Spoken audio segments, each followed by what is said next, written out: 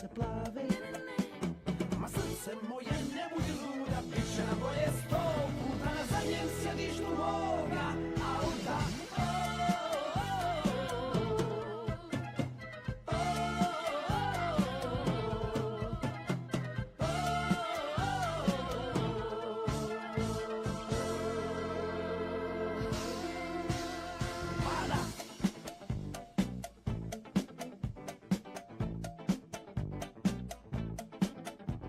Živote gnjave, smrti gnjave, mrzim priče, šuplje glave i mudrace, uvijek iste face. A ona išla bi niti se ludo igra, da se izigra i da me ljubi, kad ne vide drugi. A dušo moja ne budi luda, bit će nam bolje 100 puta na zadnjem sjedištu moga auta.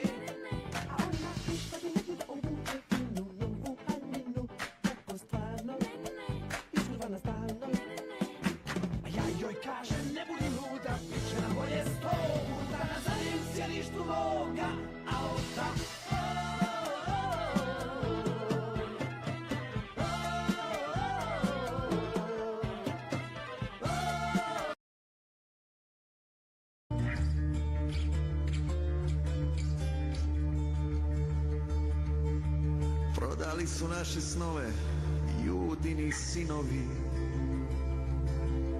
suvo zlato bacili u blato.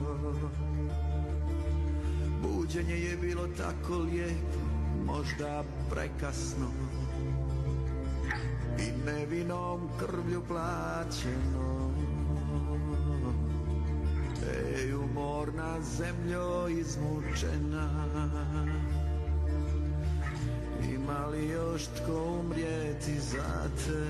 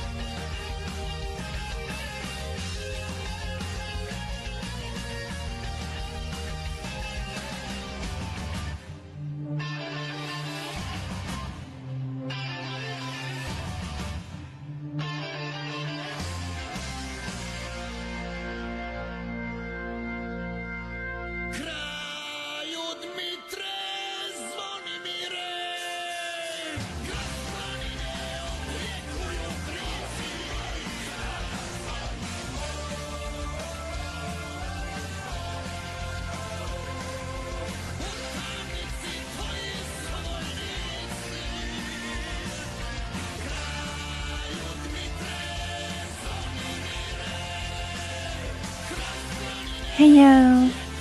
Hey yo, hey yo! Am I louder than the goddamn video? I guess I am. Okay. Nice, nice. Yeah, I've just been driving around. The clock didn't move yet. It's just that I've had different things I've been busy with. I got the firewood, so I needed to be taking firewood inside like yesterday. That's why I was late yesterday. Today I was just driving, my dude. To be honest, I was just driving. Like I had to drive to do different shopping. And then the day before too. It was just I'm just busy. I'm just busy as fuck. But I do stay for longer, so that's kind of good. And also I'm working. I'm supposed to be working like a half shift tomorrow. Who the fuck knows? But I'll be able to sleep a bit longer in the morning, so I don't have to feel bad about staying up later. And also, look what I did. I downloaded that application. What's the name? Obsidian.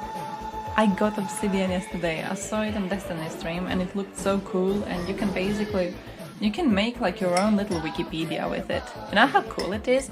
Like you can write shit around, and then you can add your own tags, and you can click on a tag to lead you to a different article. It's like your own little tiny Wikipedia. I love it. So I was playing with that a lot yesterday, but then it was time to go to sleep. So I'm hoping to be writing in it a lot more today. It's like a new obsession. It's the bra, it's a shirt, I'm wearing a shirt. You think I would come here in a bra? The fuck are you saying? No. Okay, I'm a nice person, we talk about politics. I've just been feeling relatively hot, to be honest. That's it. Also, I got new lights. Do you notice a difference in lights? Is there anything different in them? Tell me if there is, because I don't know how to set them up. And there's not a man in my house. Thanks to the man I've chosen as my companion, abandoning me. So he wasn't around to set up my lights, so I had to set them up myself. They look alright-ish. I can like switch this one around while I'm sitting on my ass here. I can do these things. So that's kind of cool. I gotta get up to switch the other one though, so I'm probably not gonna be changing anything about that one. But hey, yay. Dom and Millie.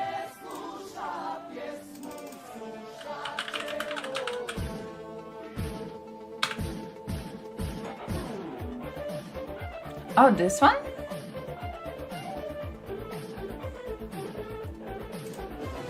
Drale. Nigdje sunce ne sja nego u Bosanskoj Posavnju koji su mislili da ćemo otići leđa okrenut, ali dokle god miče mali prst, baba Marca ne ide sa svog ognjišta.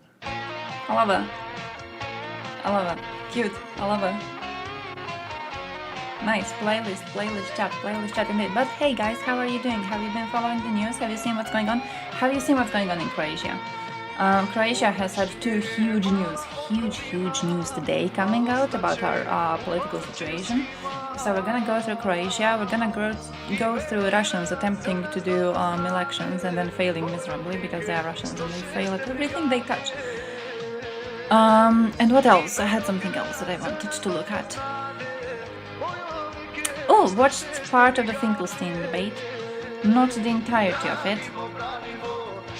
Just because I didn't feel like watching the entirety of it, to be honest. I'm probably gonna be finishing it today. It gets really annoying at some parts. But I did the million IQ thing of watching Destiny react to his own debate. So he was given like following comments and he was pausing it regularly, so I didn't get as bored as I usually would get bored watching two adult dudes fight it out. So that was cool. Recommended.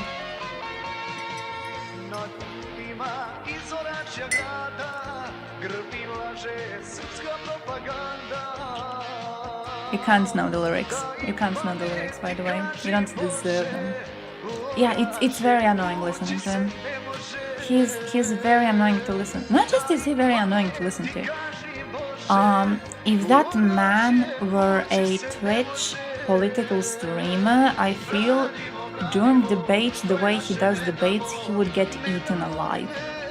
He was very unprepared to answer to some, what I wouldn't even consider that hard questions. He made some really dumbass looking claims. Like, it was a few times. I don't know how many of you saw the debate. I haven't seen the entirety of it. So I'm basically commenting on like around an hour long part. I was eating my burek. I don't know how long it lasted, but I was eating my burek and I was watching it. And in this part, several times he gets really angry because it's pointed out that he doesn't really know what he's talking about. So he gets angry, and his defense is pointing out that Destiny reads Wikipedia. Right? Like a few times he just gets angry, but he doesn't have anything to respond with. So he's like, oh yeah, you read Wikipedia, I read actual documents. At one point he says, I don't read from those machines. I don't read from those machines, I read actual documents. What? You think the document like changes? You think it's a different document when it's in a paper form and when it's on online? It doesn't change, my dude. It doesn't change. What was that argument?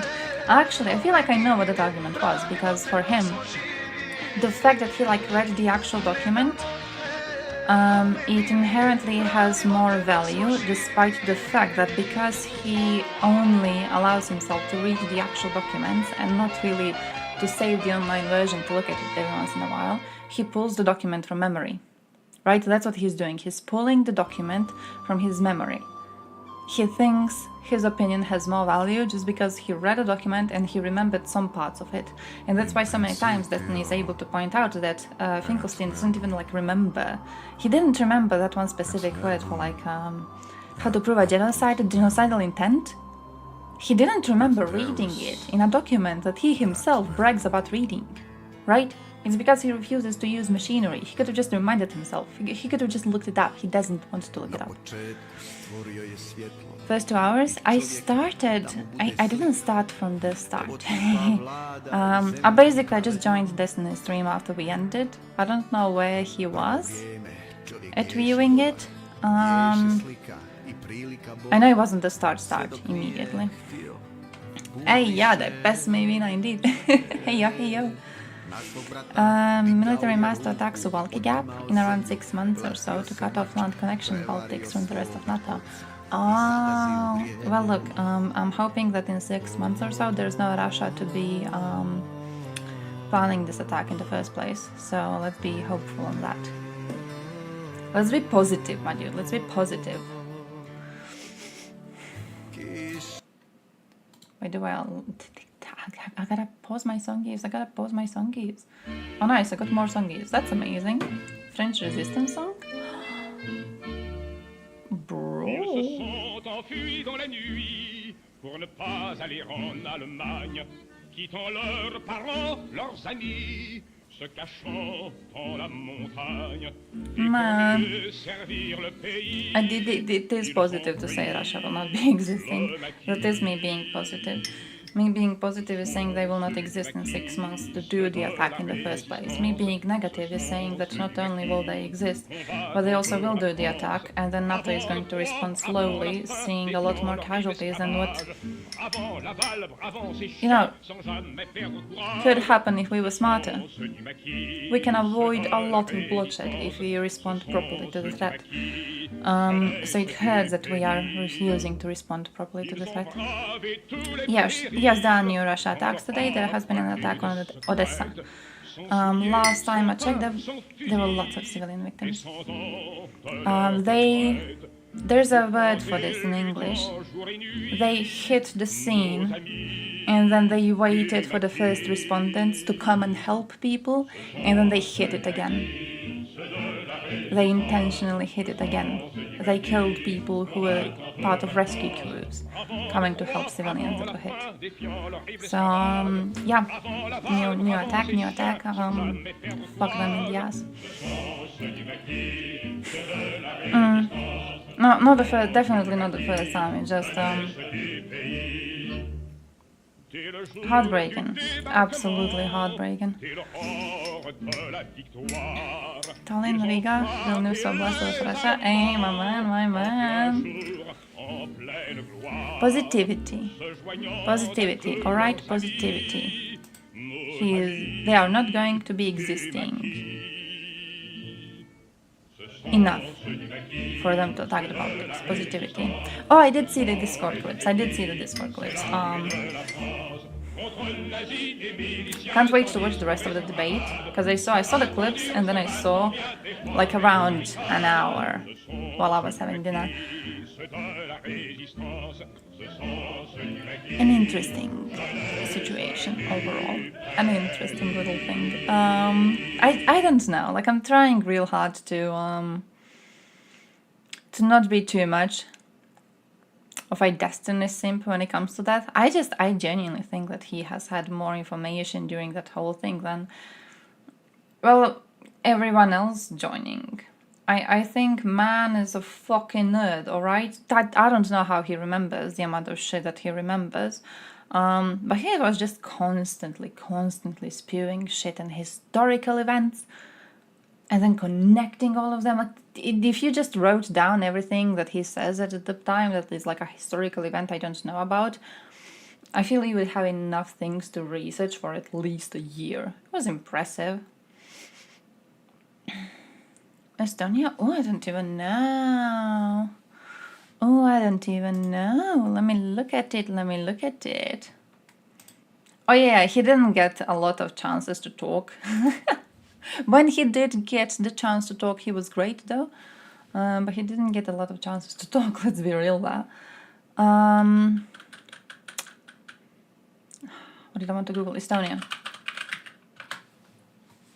It's hard when you put actual historians in a room with a debate bro, alright?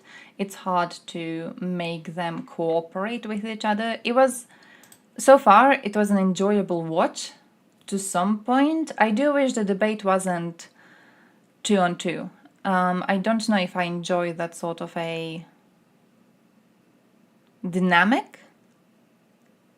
I feel one-on-one debate would be a lot better because they would be able to actually chase a very specific line of reasoning, which is kind of what we got if you watch Destiny live streaming, reacting to his own debate. He was a lot of time there would be a line of reasoning and he would pause the debate and then he would talk about a specific line and specific questions that should have been asked at the time.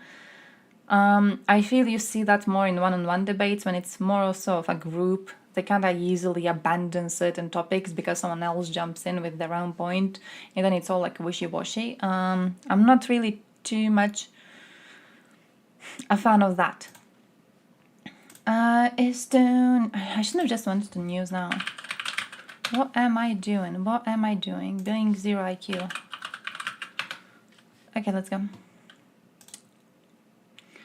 Estonia.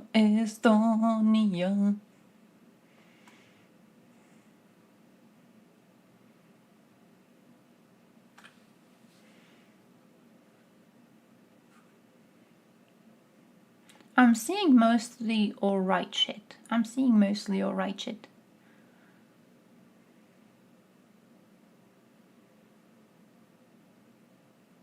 Estonia PM offers no guarantees country's troops will not deploy in Ukraine. Based. Beautiful. Macron's speech also was good. It was good. I'm hoping for some action to follow it, but I think it was good. Oh, if Russia uses a nuclear weapon against a NATO country, this is what will happen to Russia in response. But 45 million Russians will be vaporized in the first hour. Not much of a life remaining for the other 100 million. Maybe the people of Russia should stop supporting Putin and de-escalate the conflict. Man.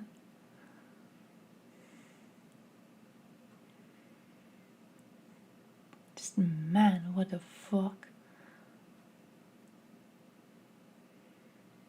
What the actual fuck?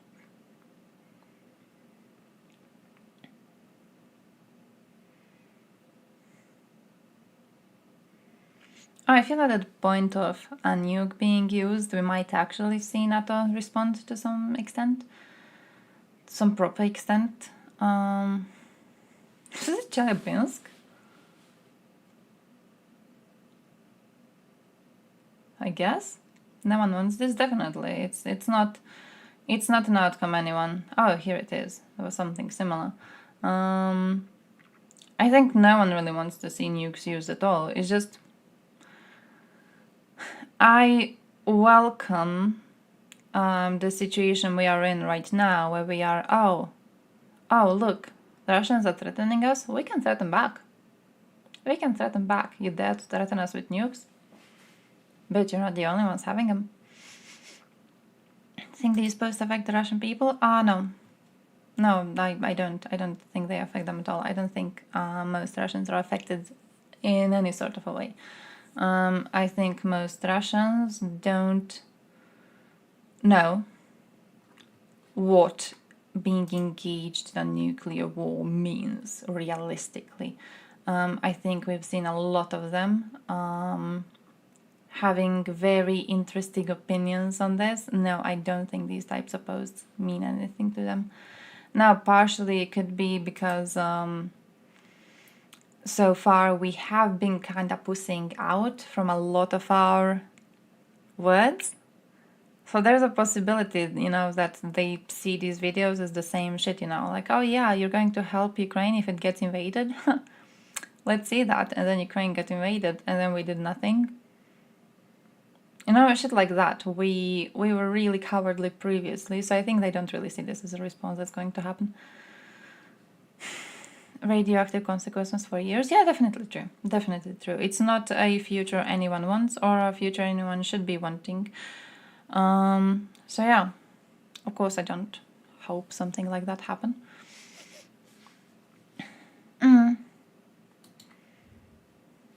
Scenario in the tweet, the one with us responding strongly, or the one with us evaporating a huge number of Russians immediately. In Ukraine today, it's wantonly destroyed cities, towns and villages. Let's wind the clock back to World War II, March 9th of 1944. 300 Soviet-Russian planes dropped around 6,000 bombs on Estonia's capital Tallinn, killing around 800 people, mainly civilians. Occupied by Nazi Germany at the time, few military targets were hit or targeted. Stalin simply wanted to send a bloody warning to Estonia that Soviet troops would soon occupy the capital again. Man.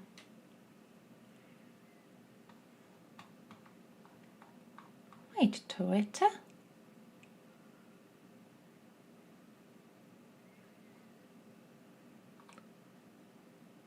Oh damn, some supportive comments for Twitter. That's impressive. Wouldn't expect to see that. That's impressive.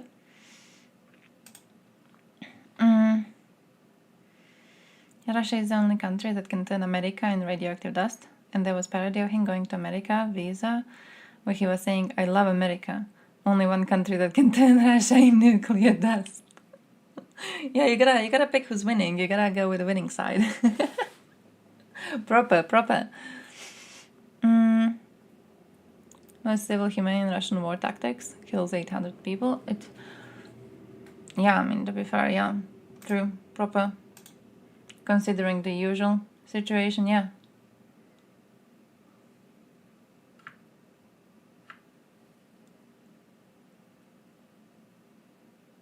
Sky News? I'm not just pissed, but pissed as fuck. He spoke to Sky News?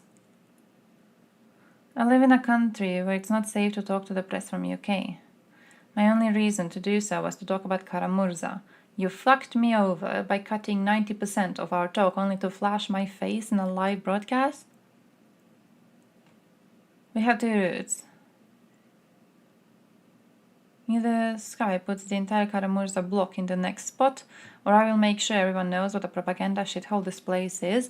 Wait, but like Sky News has been shit about this war from the start. Sky News has been crap on this war. Why choose to speak to Sky News? You might as well go and speak to Fox. Oh man, oh damn. He feels horrible that he fucked him over. Dennis is actually based in, well, very plenty situations. But like, speak to Sky News, my dude.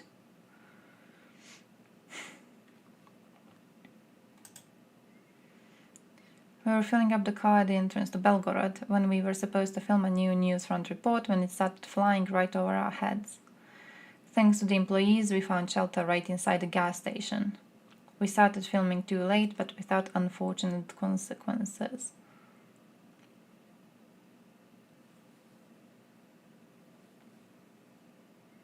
Ah. Ah. Wait, Odessa news, you're referring to the news about the attack?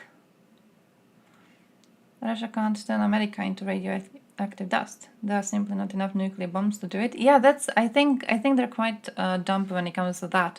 That's why I think they don't understand what a nuclear war means in that situation. It very much feels like when they say that they are going to nuke USA, they believe that they can chunk enough nukes at USA all at once, so no one has time to respond. Which is, it's an impossible scenario. It can't happen like that. No fucking chance. Just the act of them preparing the launch of that many nukes at once would be fucking obvious. We would know about it the second they start attempting to prepare it. No way.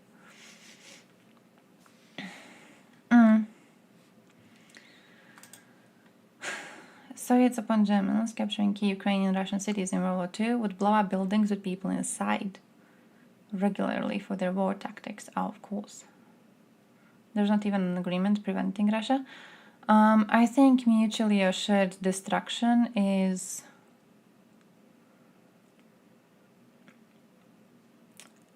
a deterrent enough. I don't think we need agreements in Russia in a way that I think Russia has been very obviously pissing on any agreement signed with them. So I don't think they would be particularly worried even if we had, any sort of agreement. It's not like it would matter. They don't care about their words. They don't care about their reputation. They care about trying to bring the empire back and trying to be one of the ruling powers. Does it really seem Putin and his comrades care that we all die? We're not going all to die, though. We're not all going to die. It can't happen. Realistically, it cannot happen. You can't destroy USA and Europe with nuclear strikes. It simply is impossible to happen. What they can do is inflict serious damage, absolutely, in which case, the damage is going to be coming right back, but they can't destroy us. What they can destroy is an entire country of Russia. The response would be horrible. China itself said it would respond strongly to Russia if Russia dares to use a nuke. They would use every single ally that they have. Apart from Iran maybe and North Korea. But there's no chance for this to play out in a way where we're all wiped out. There is a chance for Putin's legacy to be the man who destroyed the Russian nation once and for all. And yeah, I very much believe he doesn't intend to do that. He knows he can't wipe out humanity. Sweden and Finland join NATO, and it is the biggest insult for Russia, yeah. An insult they deserve, to be fair. If NATO is weak, then it's weak. We have millions of shells for Ukraine, yeah, fair. Economic capture of Northern Arctic has so many resources they want to capture for new shipping land and natural resources, we just take it. Should have let the crowds finish off Ruskies before we took them out. I don't believe... Look, Nazis were a very serious enemy, alright? I don't believe we should have gambled with, let's let them get a little bit deeper inside Russia. I don't think I would support the idea of let's test it out. No, it's we finished off Nazis. Not finished off, but we defeated them, and that was a great thing, and it happened in a good way. But after that, we should have been realistic about what Soviet Union was, and we weren't. Zelensky says if you want Donbass, recognize Crimea as Russian territory, don't join NATO. But he didn't listen to them? Oh, you mean Putin? Like Putin's demands were to recognize Crimea as Russian territory and then for Ukraine to not join NATO. Here's the thing. Putin can't make demands for foreign alliances that another sovereign state is going to make. He can't make these demands. It's simply not a thing he can do. It's not like Milanovic can now go and be like, hey, Serbia, you can't join European Union. If you join European Union, we're gonna come in and we're gonna like kill your people. This is not something that you would make excuses for in any sort of a way for any other country. He can't make these demands. The demands were not his to make in the first place. You can't go against the sovereignty and democratic will of a nation demanding that they only join foreign alliances that you approve of.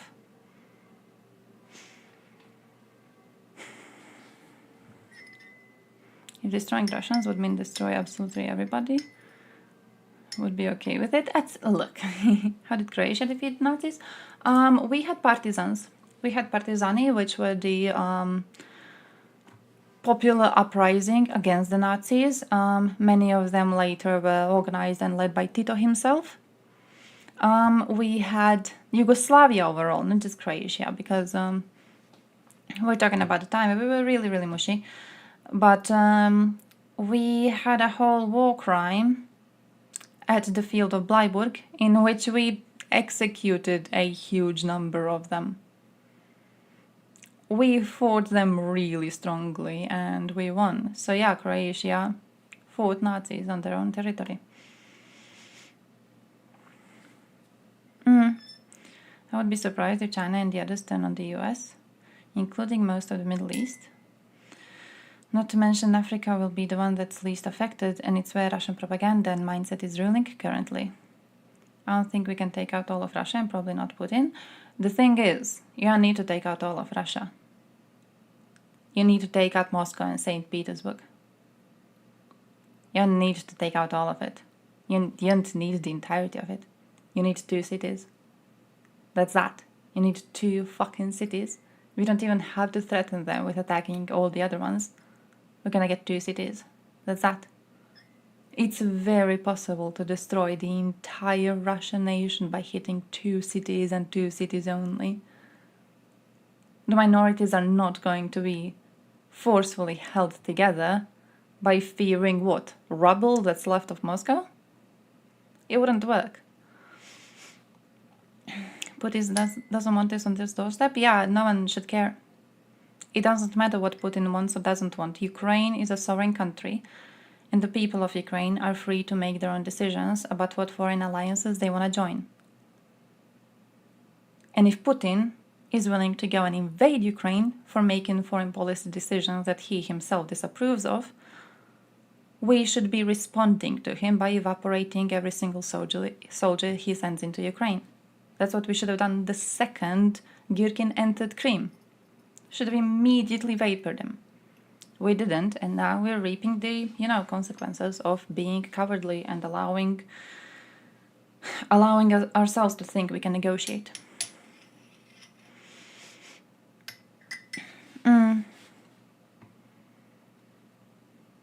Everyone outside those 2 cities making $500 a month? Yeah, no, definitely. When it comes to the actual protests that we've been seeing against, the Russian mobilization efforts, for example, they were very, very strong in Dagestan. When we come to talk about the people who are the most mobilized for this war and sent to die in it, we're talking about poor people from the minority republics. We're not talking about Moscows, we're not talking about people from St. Petersburg, we're talking about minorities. If Moscow and St. Petersburg are evaporated, I very much doubt these minorities would still be willing to keep the old delusion of the Russian Empire ongoing. They're the ones who have been suffering from it all of this time. Oh no, I don't believe Russia has not brought its real army yet. Access to their cloud products in Russia from March 20th. Oh damn! Yeah, it took them 2 years. It took them 2 fucking years. Great.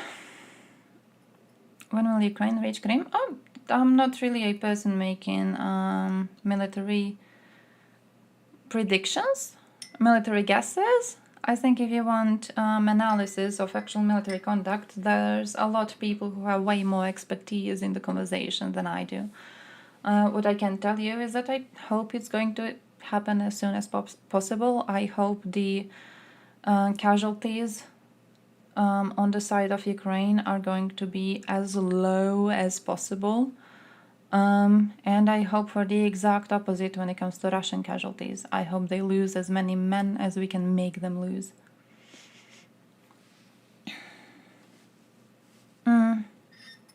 Oh no, Macron is incredible. Yeah, Macron is incredible. Macron has been giving really strong speeches, incredible speeches recently. I'm very proud of the man.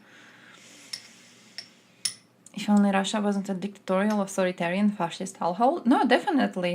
They had the potential. They had the potential. Germany was desperate to work with them. We kept on working with them after they went and ethnically cleansed areas of Georgia. We kept on working with them after they went and invaded Crimea. We kept on working with them. We gave them so many chances. They could have actually been a rich country at this point. They could have actually been a fucking superpower. And they, just chose to be pieces of shit. So no sympathy for Russians at all at this situation. I just wish we were stronger. Was there some traitor for the counteroffensive? No, I don't think that was... I don't think there's reason to suspect any betrayal of happening. It's a war. It's a war. It's what happens, especially when it comes to lacking support from allies that Ukraine has been getting. It's a war. Ukraine is trying its best to free up as much territory as possible, while Russia is trying its best to get as much aid from its allies. One of the group of allies has been lacking severely, and it's us in this situation. I don't think we need to imagine some sort of a traitor happening.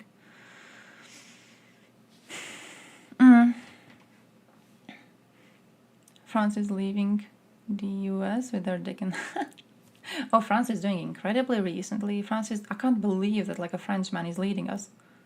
It's a very weird, unnatural situation. But, yeah, hopefully he follows up with actions. Hopefully he doesn't do the thing that Scholz did, which was a lot of great speeches and then nothing. Hopefully we see something better for Macron. No, Russians did not beat Germany with 27 million only. Russians were getting Lend-Lease from USA, which was crucial for them defeating Nazis. It wasn't just Russians, also, it was the Soviet Union. Plenty Ukrainians fought and died on the side of the Red Army to defeat Nazis. This wasn't just Russians. The idea that Russians in some sort of a superpower at the time is ridiculous. They were aided by so many other countries, and for a good reason. For a good reason too. We wanted to defeat Nazis. Of course we wanted. Nazis were a horrible threat. But this idea that Russians somehow single-handedly beat the Nazis, that's a lie. Irreparable damage to society, definitely, absolutely. I'm kind of happy that we're seeing more people wake up on the... I'm happy we're seeing some people wake up, but yeah, truly, when you look at what the Internet Research Agency has been doing, especially a lot of the current tribalism rhetoric coming from USA has roots in misinformation and conflicts specifically pushed by Internet Research Agency, for example. So, why would Ukrainians fight on the side of Russia? There's not really many. I mean, you always have people who are collaborationists. We had that when Serbia invaded Croatia too. They were trying to genocide Croats, and you still had some Croats fighting for the side of Serbia because they thought Serbia is going to win. So they thought when Serbia wins, they're going to be able to steal a lot of shit from the homes of families that they killed. So collaborationists happen in every single war, absolutely. So I guess for some of them for some of them that's the reason?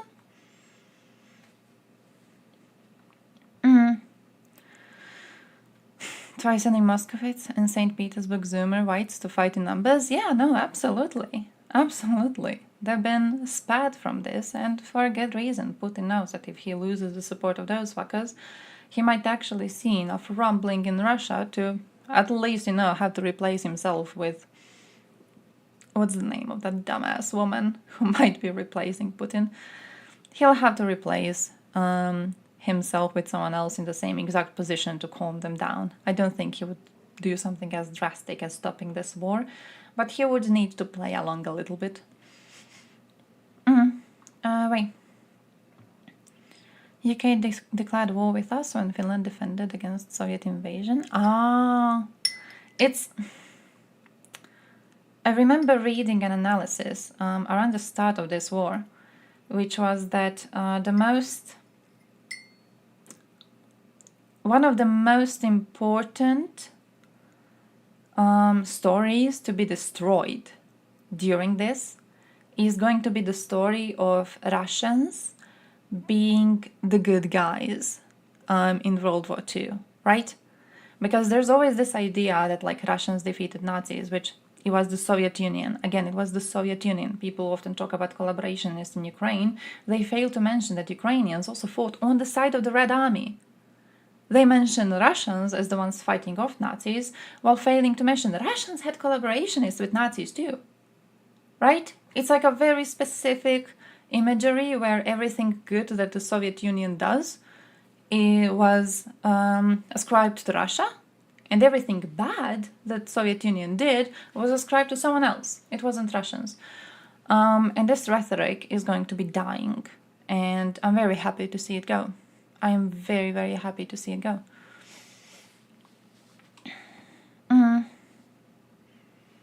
It's spreading like wildfire through the younger generation that Russia is the only reason we won World War II. I do think that rhetoric is crumbling.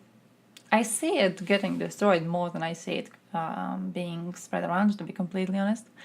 Ayo, Demi!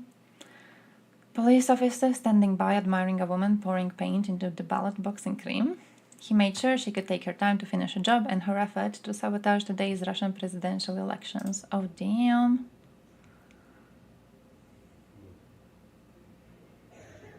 Yeah, Russians cooperated with Nazis. True.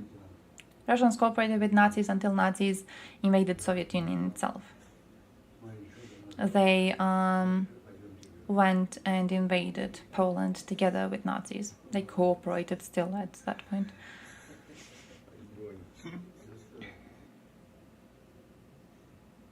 Man. Yeah, I didn't look too much into Soviet Union forcing Ukrainians to fight on the Finnish front, to be completely honest. It sounds like an interesting idea. I would need to look into it.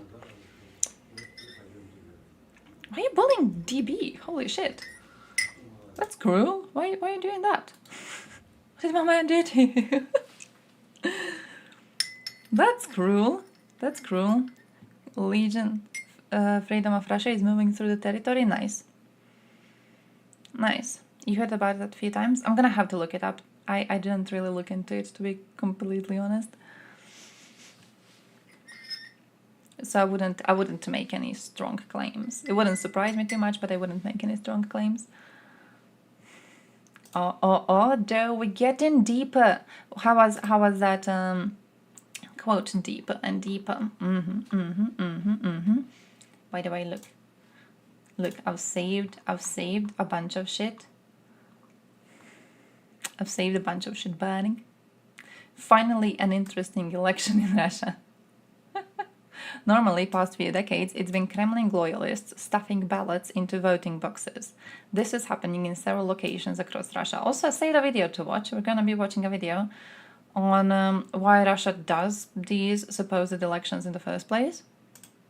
Because, yeah, I'm kind of interested in their theories.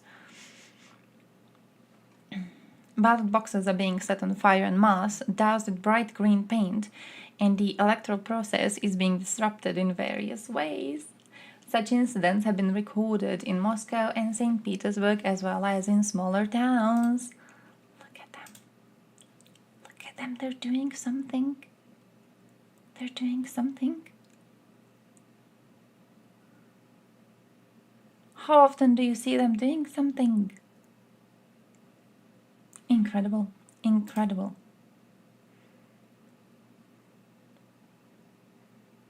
Also, what I thought was interesting to mention that I've seen.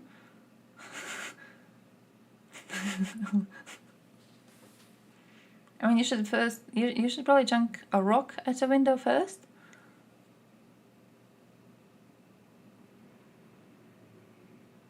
Probably a rock and then a ball. Because this was like, it just went ping pong, ping pong.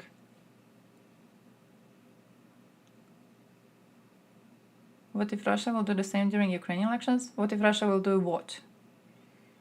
What is the same? What do you think Ukraine is doing to Russia right now?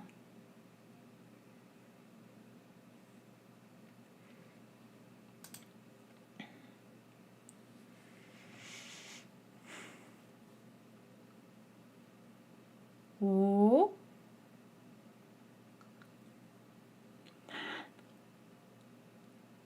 But yeah, what I wanted to say is that there's been a lot of people reporting that on Telegram, the way Russian propagandists are talking about the Freedom of Russia Legion, they're not, oh, so this one with the paint, they're not calling it Freedom of Russia Legion, they're calling it Navalny military. They're calling it Navalny military. Forefront of democracy, indeed, indeed, indeed. I think it's beautiful to see some of them rise up, you know. I'm not having too high hopes for any of this.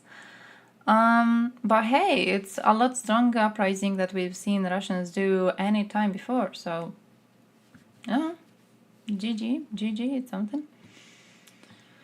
One of the mechanized units is being brought to readiness to perform the assigned tasks as part of the combat readiness inspection.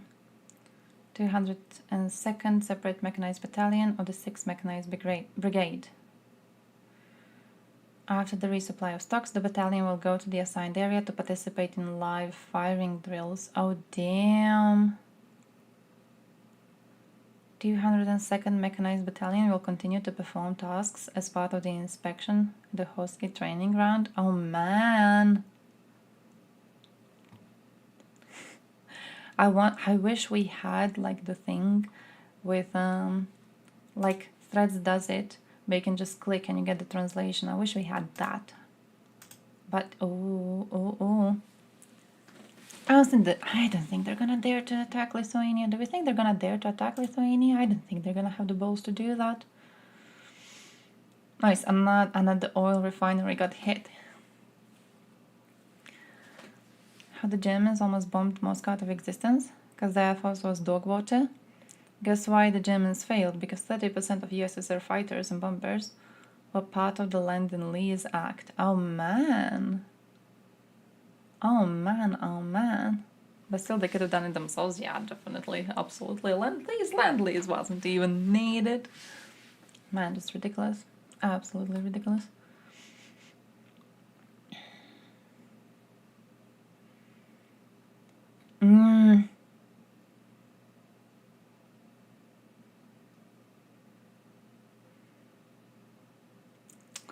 Russian double strike on Odessa is not a unique case. This tactic has been widely used by Russians in Syria and since 2014 in Ukraine to maximize the losses. Odessa strike is just a part of the massive missile attack on Ukraine that lasted since yesterday. Man. Just absolutely horrible. Hey, yo, Podolyak! Words election and president must not be insulted when it comes to modern Russia, the country that destroys global law and imitates the re-election through absent procedures of the kingpin of common Russian camp zone. The only justified response to all this, non-recognition of the legitimacy of the entity Putin and the state institutions formed by him, the suspension of Russian Federation membership due to the lack of legitimate authorities in all international institutions. I actually could agree with that. Talking about that, where did I save my man congratulating? Here he is. Michelle has congratulated Putin on winning. Landslide victory, he says. Would like to congratulate Vladimir Putin on his landslide victory in the election starting today. No opposition, no freedom, no choice, he goes. Also, I've saved Arthur's video, and I think he's gonna go into talking about the elections a little bit. Where did I go into channel content? I don't want to go there. I want to go to watch later. Oh, fair enough. But yeah, let's see where he goes. Let's see where he goes, and then I want to watch the video on why they do elections in the first place. Because I'm interested. Also, there has been those videos. I don't know if you people have seen those videos. Those are like disappearing ink. Are we trusting those? Because I'm kind of not trusting those. I'm kind of not really... Good video. Are you thinking about... Are you thinking about...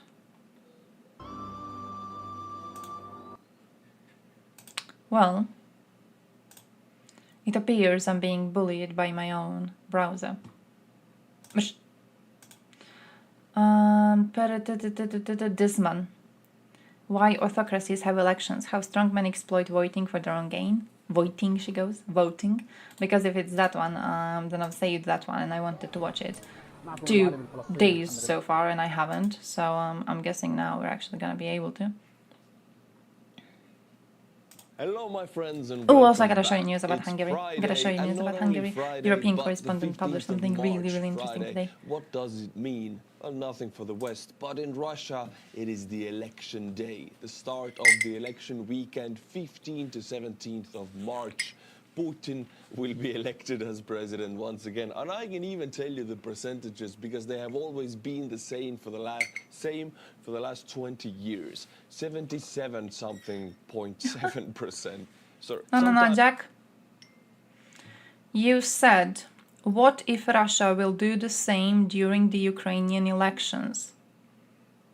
I asked you what you think Ukraine is doing regarding the clips we were watching at the time. I want your answer to it. I want your answer to the question of when you say what if Russia will do the same, what does the same mean? Sometimes it's 77%, sometimes it's 97%. It ends with the 7 and it's the majority and Putin will be elected back. But I'll bring you the most important news and how have things gone with a few hours of elections in Russia already. And things have gone not smoothly. Let me tell you this. First of all, they allow voting online, of course. Well, every respectable country should nowadays. And the online voting servers crashed. So I would be okay with just freezing the European Union funds for them forever. They cannot handle the pressure. Yep, not forever, until they change the government, but you know, would be GG with that sort of action. Present. And how does it look like when they vote physically? You better go and vote with your hand, with your pen, physically in the voting box. And here we can see what it looks like. This is the voting box, this is the pretty face, and this is the boot in your face if you choose the wrong candidate. Yes, a soldier will accompany every voting box in the Russian Federation. So to make sure you make the right decision. Democracy, everybody. Now, my friends, we'll watch a video that illustrates the Russian election 2024 perfectly. It is exactly how it is. It's priceless. So which one do you like? This one. No, wait, give me your finger. Give me your finger, look. This man, this one, yeah? This is correct. No, this one. No, this one. Look, he's the norm. Handsome. But I want this one. No, Aglashka. Let's speak. No. Little Aglashka wants some democracy. The one with Destiny. It got published yesterday. I watched an hour of it. To have the power of choice, maybe 2, I'm not sure. His mother has been raised up. Watched Destiny watch it for an hour, basically, is what I did. She will guide him in the right direction of totalitarianism. Relatively annoying, but also you learn a lot. Hey, this video, see this video, but it's Shushko, and Sushko, I don't really trust too much. I don't know why they would be doing this. I don't see the point of doing this. Not really. Like, what do we think that after the election is done and they're supposed to be counting the votes, do we think that they go through all the ballots that are, you know, choosing the wrong option, and then they just like delete all of those? How do we think this would... I'm not really seeing it. I don't know. Seems a bit. Susie? Motorboat soccer? Yeah, at one point. Oh, my favorite part so far is when he goes, I don't read those machines. I don't read from those machines. Something like that. As a response to Destiny reading out actual text from an actual document that Finkelstein has mentioned and bragged about reading, and he forgot a part of it, right? And Destiny is like, no, this is what it says in the text. And Finkelstein is like, I don't read those machines. And he constantly berates him for reading Wikipedia. Like, it's such a high school answer. High school little answer. You're attacking the man for reading Wikipedia. You're not actually attacking him for what he says, because everything he says has been, so far at least, I believe, mostly correct. Mostly she goes, all of it, realistically. He goes, you read Wikipedia? Oh, you know these historical events? You read them from Wikipedia? Why does it matter? What sort of a counter-argument is that? Who cares? Like, even if it is from Wikipedia, who cares? What? Not to mention that Finkelstein also jumbles up what the terms that are used in documents that he talks about reading. Like, it doesn't even have anything to do with Wikipedia. It has to do with him just reading some shit and then forgetting about it. When you ask, and I quote, is your CPU fan still on the motherboard?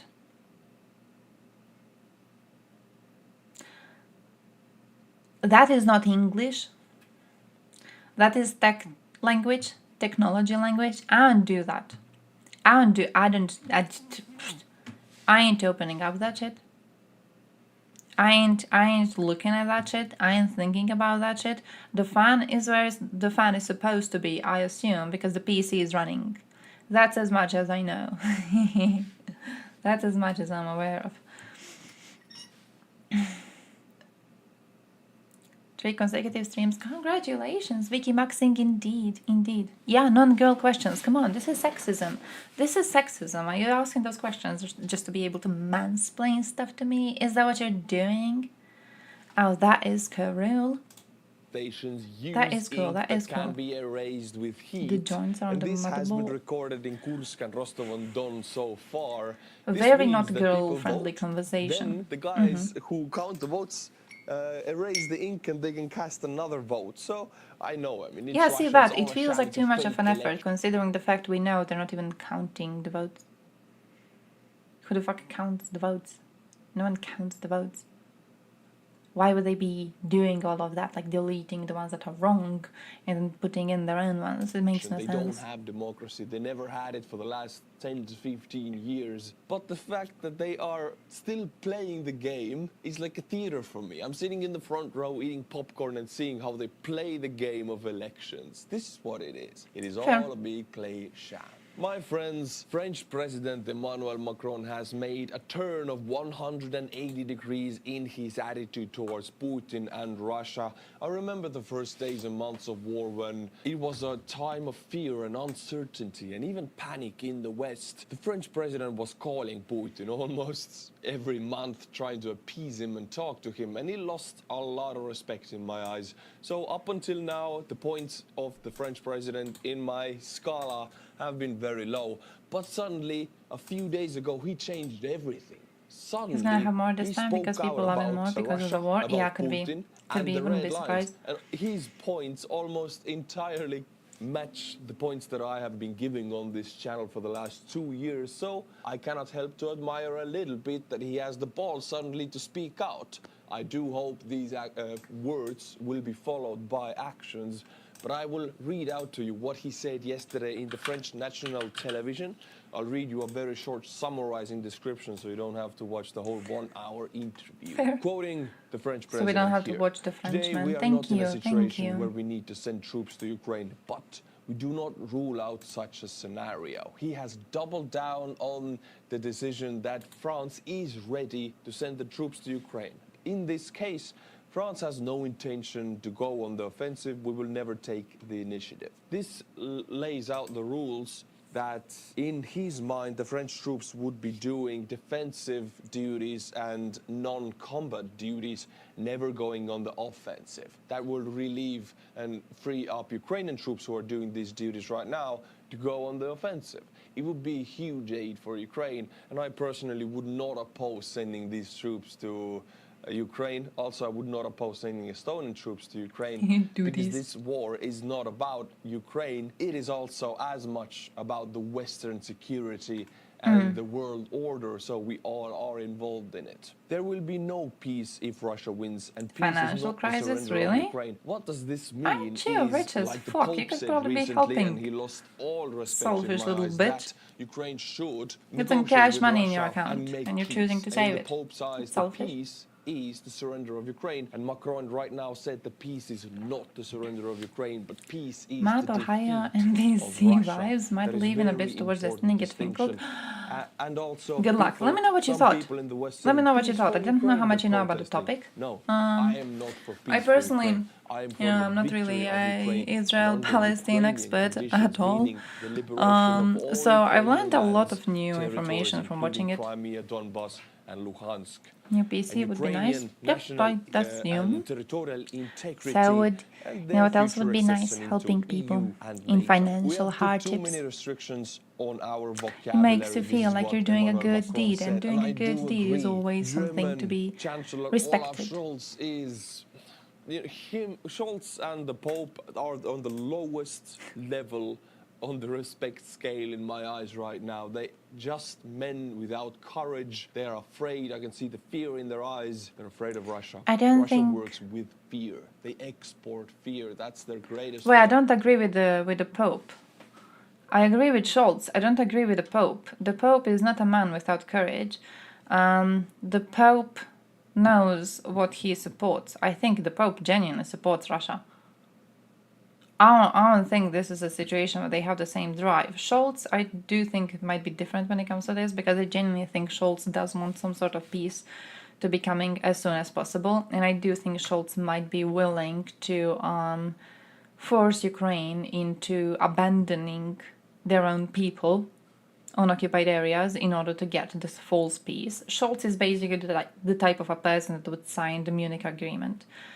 I don't think the Pope would be signing the Munich Agreement. I think the Pope would more so be one of the people to push you into doing that, because like he genuinely supports Russia at this point. I think he's genuinely trying to communicate that he is neutral on this. He doesn't see the difference between the two. He genuinely is neutral.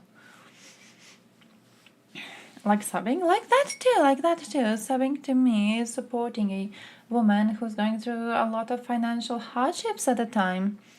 That's bullshit. I got my paycheck. I'm doing fine. I'm doing well. Fear is a choice. Go give some So money to charity. I feel ashamed a bit. Give that some European cash to Union, charity. Which I also represent That's as what you a should do. citizen, as leaders like the Pope and Scholz. Macron says, I did everything to establish the word Minsk agreements negotiations held under the auspices of France and Germany with Ukraine and Russia. And I do agree, because I reported a lot on what he did at the beginning days of the war, and I did not like it. He appeased Kanye Putin, West tried to least speak favorite to people him while sacrifice other kids and leaders in the stuff. EU I already guess didn't. anti-Semitism And I has saw been this as a unlocked in sign the of Asia as weakness, well. and I Oh still do. shit. Well, now he has gone I quite the opposite, and he's surprisingly, saying I that he haven't tried. witnessed it The diplomacy here. didn't work. Yes, he did. He tried. I a think little we're bit too so much. occupied But now, with hating I'm glad he finally made up his mind and went to Orthodox the people, true because path, true Serbs are language with the Orthodox. Russians, I which think is we're so a language of occupied force with and that power we and don't even like actions. consider You hating other cannot religions talk as with much. them. You have to punch them in the face, and then they will respect what you Like, say. genuinely We are not surprising, going but to I haven't escalate. really We are not encountered at war with anti-Semitism Russia. in This is what Croatia. Macron says, and I do not agree with it.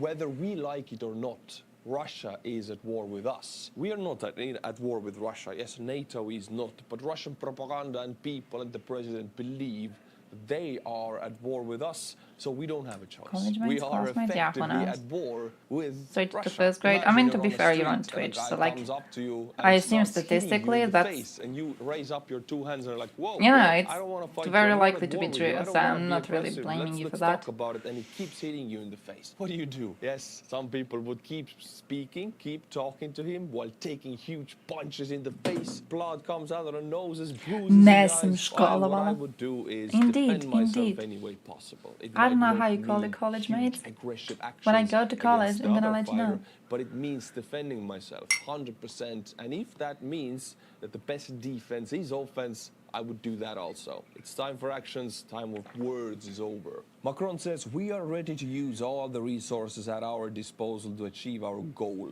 which is that Russia should not win. Now, I don't like the wording that Russia should not win. What I like is Ukraine will win. Why are we still talking about Russia? Why? Thank you, it's Arthur. still going according to Russia and Putin. Doesn't matter what the Russians do. Told you, like we talked about this yesterday. Ukraine will win and we will do it's an everything alright for it. choice Doesn't matter of what Putin words. thinks or where his red Just lines not the are. best one, not We should nearly be the best one. setting the red Still lines for better him, than since being we like, are stronger. we're gonna do If you everything we compare can military so we capabilities achieve with peace. Russia, they're not even on the same You know? scale. So why are Western leaders being such? I usually I can't drop say them the off word at the here on door and YouTube, but leave. they Oh, should be the shit. one setting the red I mean, lines. look, at Why least do they bow down then? We will you could have look asked them if everywhere they for call their ammunition classmates in all classmates or countries if they of have the a different world to term. buy Ask them for next Ukraine. time. Good, keep it that Have way. some We will make about conversations. 75 Caesar guns for Ukraine. Great. The French Caesar guns are very precise, very expensive. Very and precise, accurate. but there's also like They're good 75 of them weapons that if they're you can going to be buy them. making. And if French are making 75 Caesars for Ukraine, this is huge. This is very big. So in my eyes, Yeah, the Emmanuel debate is 5 Macron hours. got a lot. The debate points is 5 right now, hours, which is respect why I don't points. He rose out feel of like the watching depths it. he It's was way too in long. It's way due too to damn long. his I ain't watching that. diplomatic actions at the beginning days of war. I watched Time for Destiny, watch it. diplomacy That was over fun. by then for me from the first day. If the tanks roll over the border, no He poses a lot diplomacy to do. anymore, He's only quite self-defense, like maybe even you know those aggression. types But of he was streamers talking to who Putin. watch a Now he video and came then out pause of it a that lot of hole. times Now to he has comment said a over lot it. of good words, He's very much but like they that. need to be followed by Yeah, actions. it was fun to Otherwise, watch. again, it is a sign of weakness if you speak and if you don't do. So Macron will leave us hanging. It's a cliffhanger. If he will follow through with his actions, let's see. If he does, that man will get a lot of respect in my eyes. My friends, Belgorod is bombarded by Ukrainian forces for the third day in a row. The situation continues. I would have guessed that the hit and run and the guerrilla tactics of the Russian volunteer corps would No, be it sounds like the faster. best They go in, streamer they go type. back I like out, Destiny already for doing it. a lot of damage to Russia, but they're still in. 3 villages of Russia have been liberated by those forces. We can 3 even call them villages so Russian far? separatists or pro-democratic Russian army. And even more villages are being liberated. And there was a helicopter landing or a helicopter amphibious landing, I don't know how you call it, in the Russian village of Kozinka, or city of Kozinka. It is a pure Hollywood movie. Crazy stuff is happening. But Yeah, before Hollywood that, movie. I It still is want a to talk a little Hollywood bit movie. about how Belgorod is bombarded. It is the biggest city close to Ukrainian border, about 30 kilometers from Ukrainian border, and Ukraine has not hit them back. Belgorod area has been bombarding Kharkiv with S-300 missiles. Yes, S-300 anti-air missiles on the Belgorod ground people? targets for 2 years now. I am. And the issue with I these assume missiles is they are they have happy a with Putin. ballistic trajectory. I don't like think their that. opinion should be Very asked. fast missiles. You cannot shoot them down. Ukraine has not been able to shoot down any S-300s. They do hit Kharkiv and do a lot of damage. They're not precise, but it's an urbanized area. Somebody will get hurt. Ukraine hasn't responded for 2 years. Well, now enough is enough. They are bombarding Belgorod. And if Russians in Belgorod think this is terrorist tactic, then they should think what their own regime has been doing to Ukraine for the last 2 years. I have nothing to say. I don't condemn this bombardment of Belgorod. They deserve everything coming to them. Also, my friends, they deserve what I'm going to say next, because this The is war insane. itself? And now, if you do have popcorn in your home, pause The the video war- and go the get whole it. war or Russians like, claim that Ukraine has launched an assault with helicopters Freedom in of Belgorod. Russia Not in Legion the Belgorod attacking city, but Russia. in Belgorod region. Yeah, I in the wanted to city say of Zelensky Kozinka. if it's like the enemy entire has war, it's landed Zelensky. troops from I feel people helicopters. love the There are man so much. fierce For a battles very in good the reason area, too. He's in very, the very city of Kozinka, where the choppers landed near. charismatic, As the and streets he's are going very on. Close quarters. Soldiers from the scene report this. serious in Fighting his also approach to continues in the this. He's area. able The to, enemy is gaining strength and present the equipment claim from in a Kharkiv. way that I think They have resonates with a blurred lot this, of but I people. actually So, know it by heart because I've yeah, seen this definitely. report so much in the last He's been doing 24 hours. incredibly well. From Kharkiv He's an area amazing is the president right supplies now. coming from. This is not fake. There are battles going on. The enemy is being destroyed. The work is underway. Oh, damn, they landed a because the Russian Ministry of helicopter. Defense actually claimed 3 days ago that all of the Russian volunteer corps fighters were destroyed at the first day. But today we're getting videos of them being in Kozinka, them taking Nice. prisoners of war from the Russian conscript force defending the border. You heard correctly, conscripts are sent to defend the border, of course they give up. Now, the fighters of the Russian Volunteer Corps every night have broadcasted the message to Russian citizens of Kursk and Belgorod cities to evacuate, that we will continue bombardment in the morning. This is already a goodwill gesture, because what the Russians do is just bombard with missiles and shells Ukrainian civilians day and night, no warning. What the Russian Volunteer Corps fighters did, the democratic Russian army did, is they have warned about every offense they take in beforehand, leaving option for civilians to leave the area, which is, in my eyes, a lot of respect for that. But what does Russian Federation or Putin's goons or riot police do? Russia does not release people from the Belgorod region. They use them as human shields, the representative of GUR says. Meanwhile, the Siberian battalion declares that there is an abnormal flow of cars from Graivorod in the direction of Belgorod. Will Smith. The thing is, oh man, I mean, good Belgorod, choices, all of them. Train stations and good bus choices, all of them so have far. been If a movie is surrounded ever by made riot according to police, your making human walls ideas, and shield I'm gonna walls, watch it. not I'm gonna letting watch people it. leave the city, because Putin wants to use the civilians of Belgorod as human shields to force Ukrainians to get more civilian casualties. It's really bad and it's really bloody, and it's the election day. So this is Putin's tactics. My friends, the Russian Volunteer Corps fighters have taken prisoners of war from the Russian conscripts that were sent to defend the border. Yes, these are conscripts, the mandatory conscript service in Russia. You just go as an 18-year-old man. They send you to train immediately next to the border, and suddenly you have these professional, almost special forces fighters attacking your positions. What's the outcome of this? Well, we have drone footage of the outcome. On this picture, this still image, you can see a pole and a white flag. And now it's a longer video, and it's confirmed that this indeed is a surrender flag of the Russian conscript units in these destroyed defensive positions. The Russian Democratic Army units are just about 200 meters away from this position, and they are taking prisoners, these conscripts. So yeah, Putin's meat wave conscript defensive tactics have not proven to be very effective here. My friends, in this video we see again the defensive lines of Ukraine, static defensive lines yeah, being saw built this out too. in the Kharkiv region. They're building new all the way defense to lines, Donbass. apparently because They Russian call it defense the lines were Donbass really, really line. successful, It so is Ukraine is three trying defensive to make lines their in own. depth, after like 1, 2, or 3 kilometers. They have defensive positions, outlooking firing sectors on every way, 360 degrees after every 1 kilometer, and they have dragon's teeth, mines, anti-tank ditches, trenches, fortified bunkers with concrete. This line will be impenetrable by Russian forces or by Russian tactics, because the tactics that Russia uses are exactly what these kind of static defenses 10 plus years, yeah. Meat tactics and mass Very armored likely. vehicle assaults. Exactly what a static defensive line fights against. And you can see these concrete defensives, they are for glide bombs, because unfortunately one of the most effective Russian weapons has been their glide bomb. Of course, they need to glide them from planes. About the they 2008 crisis in the problems. More. But the bombs, if they do reach, they do a lot of damage. But this is great. These lines will hold. I have no doubt about it, because in no way Russians have even reached. Come here so we can teach them to be a second lawyer. Oh, actually, I saw a great document recently. I haven't read about it.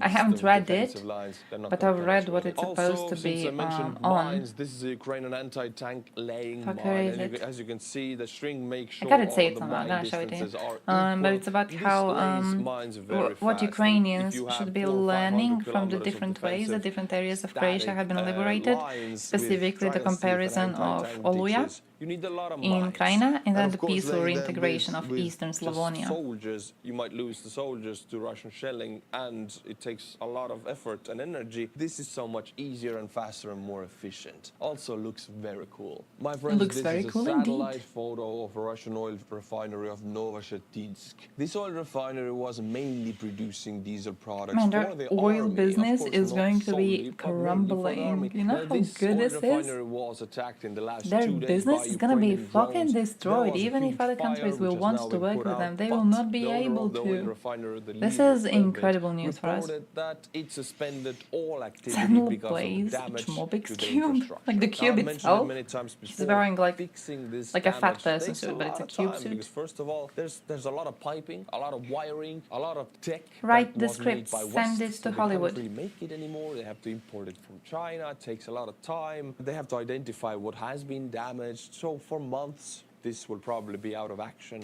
and it was making diesel for the army. So hugely successful attack by the Ukrainians. I will not stop reporting on these oil refinery hits because although Like they how are some automated repetitive, they lawnmowers are move around by deadly their for own. the Oh, Russian that would be economy. As I incredible. mentioned in the last video, I my wonder why they friends, didn't do that. Putin and Kremlin Or do we think have they been did that? yapping That and would have been barking about incredible. their nuclear weapons because that's the last Like if bluff you just they have an have. automatic Well, now the one. West has had enough and they have made their And you own can just set him render up to of work what there, and happens to he's Russia gonna when be they like use working any the whole kind of day, nuclear just weapons. expanding Let's the watch the minefield video. closer and These closer to are Russian positions.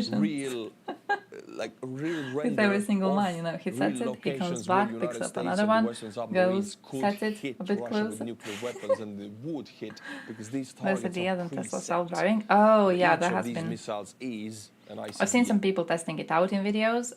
And you can see one by Yeah. one all Russian cities An interesting idea. can and will be destroyed. An interesting so if idea. they want to play A this failure nuclear threat overall, but game, we can do it also. The West has had enough with Russian bark. has to be good, They or should else what remember if that it the West also has retracts nuclear its weapons. path There will and be sets off a mine by nothing left mistake? of Russia. Yeah, true. So Putin should think Yeah, twice before definitely. making any kind of threats again, especially when you do threat, you need to follow it through with an actions. Otherwise, you just Oh yeah, I've got show no your idea how you would weakness. be able to You're a manage man of that. words and no actions. Estimated fatalities. I'm sure Ukrainians are 40 going to million figure it out. already, They've, and we have they've been only half of improving Russia their right attack now, really, and really these quickly. They're strike gonna in figure one it out. country after the So other. that's gonna My be a friends, thing in and like for half a fun year, here, and then we're gonna I'll look bring back you and be nuclear like, test remember website when where I King go to George had the Tallinn, my idea? town where I'm right now, and I'll show you how close I am to Russian border. Boom, here is Russian border, and here is Budapest? St. Petersburg. It is closer as far to me as Stockholm, so it's really close. It is closer to me than Stockholm. Lithuania.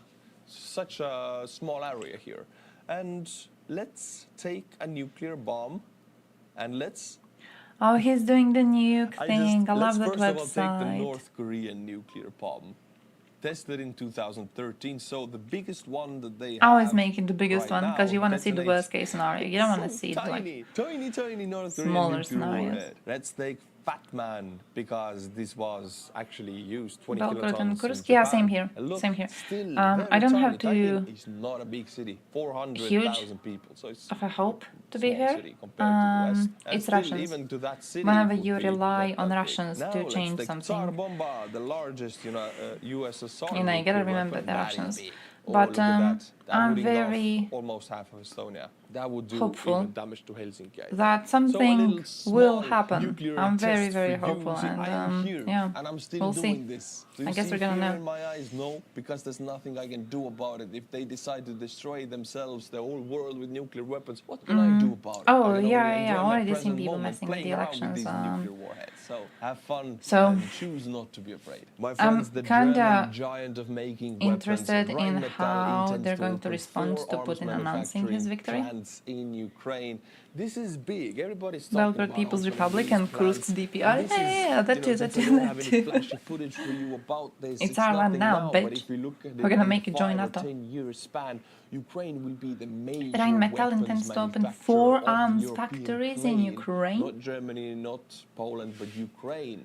And Poland will be close Putin loses? behind. No They will way. make their own tanks, No, who's he armored gonna personnel lose to? carriers, drones, Oh, that would be missiles, incredible. even sea drones. That would be They incredible. make He has everything. no Bayraktar opponents. is opening plants in Ukraine. They're gonna make He has planes no and one to be drones losing there. the elections So to, even if he Ukraine is wanted so to. deeply connected Maybe with man just wants to Western go to weapons pension, but technology whenever that there's the someone who future wants to for Russia replace is him, that someone very dies big. suddenly. Another Russian chopper has crashed. Well, last time it was a plane, Illusion 76, but now Oh, it was nice. a I haven't seen chopper. The this. thing A is, I've helicopter said it many crashed.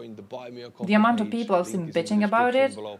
I'm I'll genuinely butcher surprised. 10 What's new there to names bitch about? today. It's a day off in the Daniel, middle of the week. Roseman, Why are you bitching? Ruppa, Trev, Lauri. Like, Lauri is an genuinely, Estonian what name, hurts you? definitely. What Lauke in the world M. hurts you? Jeese. Nothing South hurts you. It African hurts me partially supporter. because my Robert vacation Eskeld, got postponed by Eriksson, 1 day. David, Because like Katko. 3 Thank you to days these off are not people. If you counted like my in channel, vacation Buy days, Me a right? Coffee page is in the description So below. I'm You going become a on my member, I will vacation a put day you your later. name That's kind of, they you know, managed it's to kind of be my hurting friends, me. which will be on But Monday, so one day in return, I'm after getting the a finish free of day Russian off in the middle of presidential a election. week. I'll see I'm you gonna on take Monday, it. I'm my gonna friends. grab it. Slava Ukraini. Yeah. Every Wednesday should be a day off, indeed. Every day should be a day off, I would argue, but I assume that would not really be too capitalistic from me. From people who feel like America is gatekeeping superpower status and that multipolarity would help their country become a superpower. Could be that. Would see that. It's just that, you know, it's like when you see USA people or someone making it, like what's the supposed value? What's the supposed value really? Huh? What? I don't know.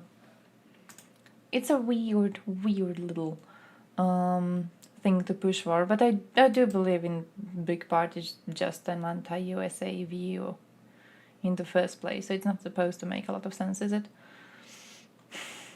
Can't get off every day. I mean, March get every day 15th. off. Hey, I had a conversation today at work with coworkers. It was about, I don't know if you've seen that situation that's in the news a lot with a bunch of hooligans. We don't know if it was a bunch of hooligans or if it was one person, but basically they destroyed a graveyard in the east of Croatia. My uncle is buried at the graveyard, so it's a very personal situation to have happened, right? I'm related to one of the girls whose grave was also destroyed. So it's, you know, it's a big point of conversation because a lot of us are related to the situation at one point or another. We're all like, when it comes to these villages around, we're all close. But what happened is, like, we were having a shift change, and at the shift change, the co-workers kept on talking about the situation, which like, oh, why would someone destroy a graveyard? Oh, I know. Why would someone destroy a graveyard? Oh, I know. If I was angry, I would never go and destroy a graveyard, right? Like, I would also never go and destroy a graveyard. I would kick a wall or something. I wouldn't go destroy a graveyard. And it was just, you know how like people do these zero IQ comments on news like that? It's a circle jerk. The situation was a circle jerk. It was a bunch of people talking about a situation to which we don't even have all the answers for. But it was a circle jerk of people just being outraged at it. So I didn't really feel like participating in the conversation. And at one point, like one of them presses me on like, hey, why haven't you been saying anything? Do you know something about it? And I made a mistake of explaining to them in normal terms, but explaining to them that what they're basically engaged in is a circle jerk. I didn't use a term, I didn't use a Croatian term. I described it in very vague terms, and she goes, oh, it's like circle jerk, I saw that on Twitter. And I was like, yeah. I mean, yeah, basically. You guessed it properly. She's like, yeah, I know what you mean. I didn't know she was a Twitter user. I was so surprised. But yeah, it's what it basically was. So now I'm not really happy because she's trying to like push sometimes into these Twitter conversations a bit. Like she tried to ask me what I think about the videos from Russian elections, and I was like, why are you asking me? You're not supposed to be asking me about that. Leave me alone. Like, this is my workplace. Like, I'm here to want to die. I don't want to be talking to you. Probably the best example against the war and multipolarity argument. That too. When war began in Ukraine, all the comment sections would be filled with NPCs saying war bad, praying for all the people. Yeah, like that too. It's such a useless thing to do. And then it's a bunch of people being like, yeah, war is so bad. Oh yeah, war is so bad. So many civilians die in a war. Oh yeah, wars are really, really bad. Like, if I was a president of a country, I would never start a war. Oh yeah, true. Yeah, also, if I was a president, like, I would try to solve it diplomatically. I would never start a war. I would never start an invasion. So many civilians die in that. What are you doing? Like, I've legit seen people having their own debates about how they would respond to Milosevic. What are you doing? Debating Haas? No.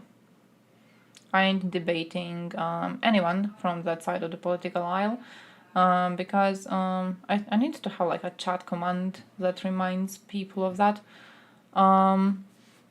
I believe in the old Croatian saying that if you lie down with dogs, you're gonna get up with fleas. and I'm not really, you know, I'm not gonna grab the opportunity to lie down with dogs, is what I'm saying.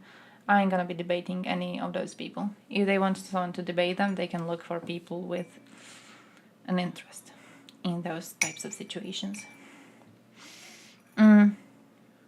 Yeah. It's not chess with a pigeon type of a situation. It's not something I'm interested in doing at all. I'm really happy with what we are doing so far, with like looking at the news and everything and just being educated about the situation. And I'm looking forward at talking more about the European elections for the parliament when it comes closer and when we get a lot more people, you know, trying to advertise themselves so we can look them up. I'm looking forward to a lot of shit like that. But I don't really want to be debating people who I genuinely believe they're dishonest. Like, I genuinely believe they're dishonest. I don't believe Haas believes the shit he's saying. I don't believe Slav believes the shit he's saying. I don't believe these are their actual opinions. I think they want to be contrarian really badly. And because of that, I don't think any sort of reasoning is going to work against them. Yeah, I could debate Thompson. I could debate Thompson about fucking androids, I guess. Could do that.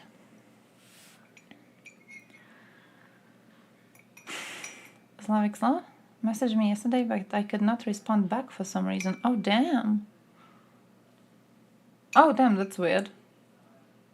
I've got him banned, and still I think I can respond.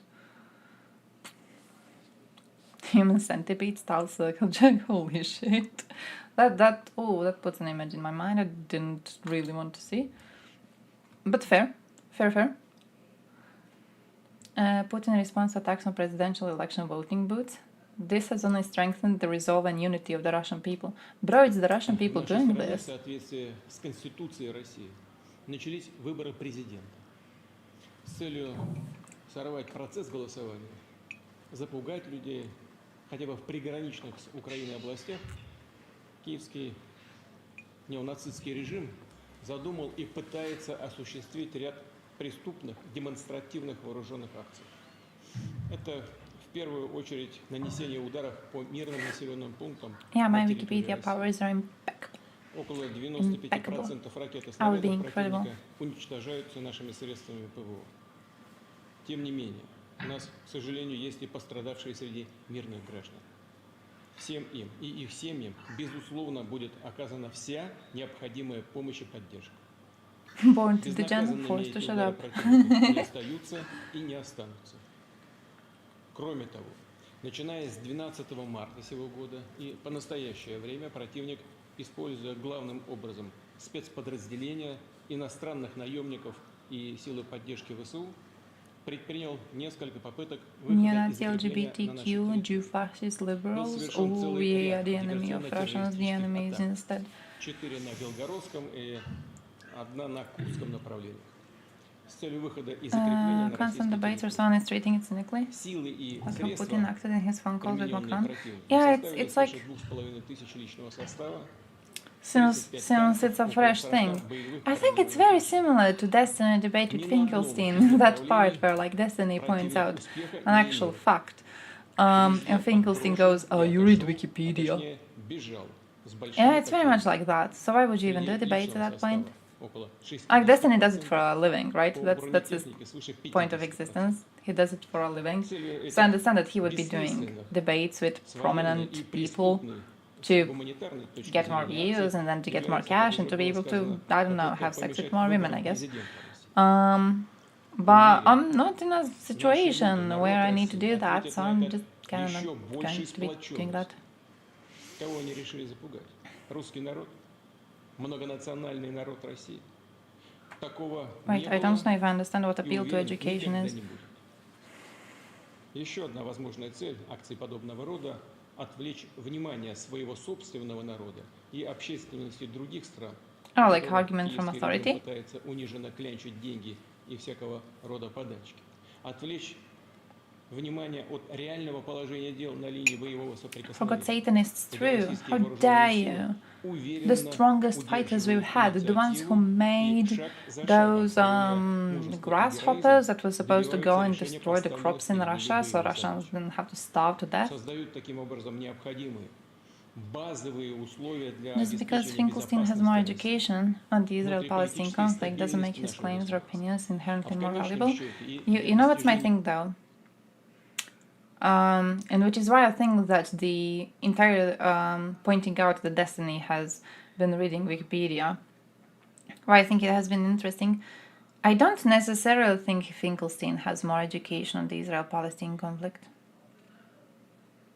Unironically, I don't think he has been showing any sort of a level of education that would be unreachable by anyone just interested in the situation and reading about it. And I think it has been shown rather clearly with the fact that Destiny, for example, a few times knew things that Finkelstein didn't even know about. You know what I mean? Like, are you really that more educated? Or are we just ascribing inherent value to people getting diplomas and shit, rather than, you know, actually looking at how many things they know? It's so yeah, I understand. It is very much an appeal to authority, isn't it? To say that, oh yeah, I finished this specific course, I got confirmed education in this sector, so I inherently know more than you, even if like you fucking don't. It's like, oh, I went to Harvard and you went to Stanford, so I'm automatically more right than you. I think it's like, I think the way it has been presented, it was like, oh, I went to Harvard and you read Wikipedia. So when we talk about this historical event, and when you question my retelling of it, I'm not even gonna take your questioning seriously, because you read it on Wikipedia, you know? Despite the fact that my questioning is faulty. I'm not gonna take it seriously, you read it on Wikipedia. Yeah. I mean, fair, proper meme. But yeah, you know what I mean, Like, it's not responding to the actual argument, it's responding to the person. It's attacking the person instead. I don't think there's really a lot of value in it. Oh. Why are you talking about fucking trans people? But also, yeah, I guess. I think most people are really slutty. I think many people don't want to admit it, but I think most people would. I have this belief that, like, most people are bi. I think most people are bi. Genuinely. I think it just depends on the hotness of a person and how much of a slut you are, right? But I think most people would be open to sleeping with a very attractive member of a sex that they don't necessarily think they are attracted to. Like, you might just have incredibly high standards for men you would be sleeping with, but I still think you would be sleeping with a man if he were able to fulfill those standards. March 15th, 2024. Election day in Russia. The presidential candidates, Vladimir Putin, and a few others that no one outside of Russia has ever heard of. And for that matter, many within Russia have never heard of either. True. After 3 days of voting, the polls came to a close. Oh, damn. And it was clear that Vladimir Putin had won easily, thereby securing an unprecedented fifth term in office. Based. Or at least I think he did. I am recording this before the first votes were cast. But that is the whole point of this video. Russia does not have competitive federal elections. The country is not unique in that regard, both in the structure and the competitiveness. Elections and autocracies are commonplace. I'm not During saying the he's Cold not War, educated. It was about 40% of them. I'm saying that After the Soviet Union. When you got two people, one of them having formal education on something, the other one not having a formal education in something, but they go up against each other in a debate. And it turns out that they have about the same amount of knowledge. I don't believe it's fair to say that one of them is more educated than the other one. maybe I'm doing a mistake in some sort of like semantics terms. Maybe I'm fucking up something with semantics, and there's a way that in English, like, being educated about something implies formal education. That could be it. But, like, I don't necessarily think you're better informed about something if you had formal education than someone who has about the same amount of knowledge than you who read it on Wikipedia. Like, we're talking about two people with about the same amount of knowledge, you know what I mean? Multiple choice and essay question examination concerning the terms and conditions to make sure everyone reads it. I feel like no one would be using your social media app. Like, everyone would fail. It would be like those, have you ever made a mistake of downloading one of those apps that like offer you really, really cool shit? What's the word?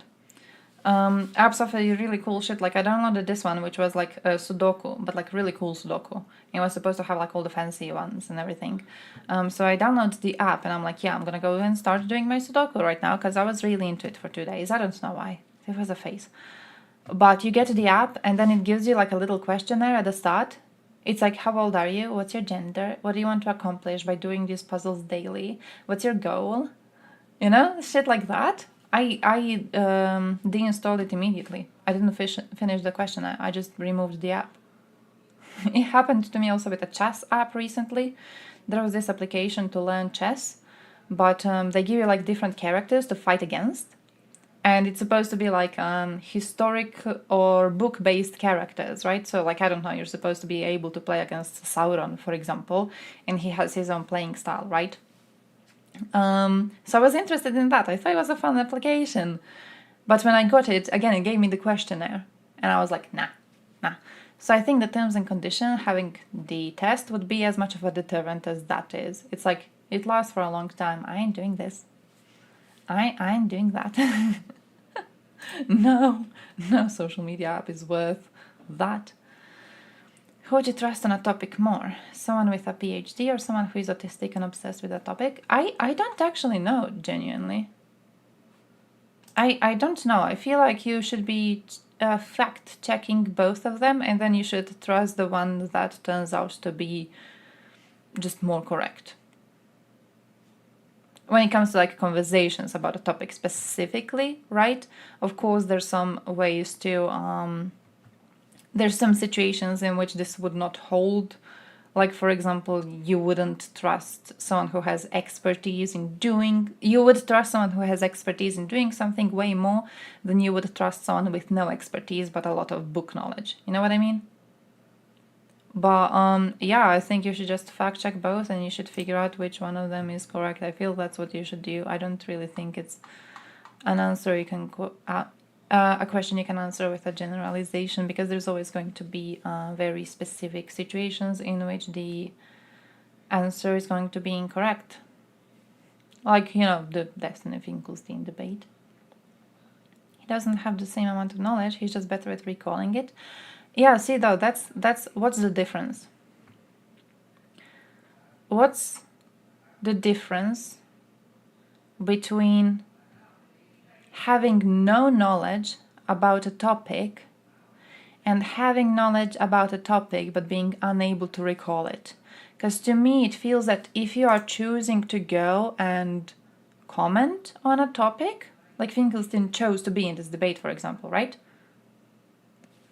He had enough time to prepare.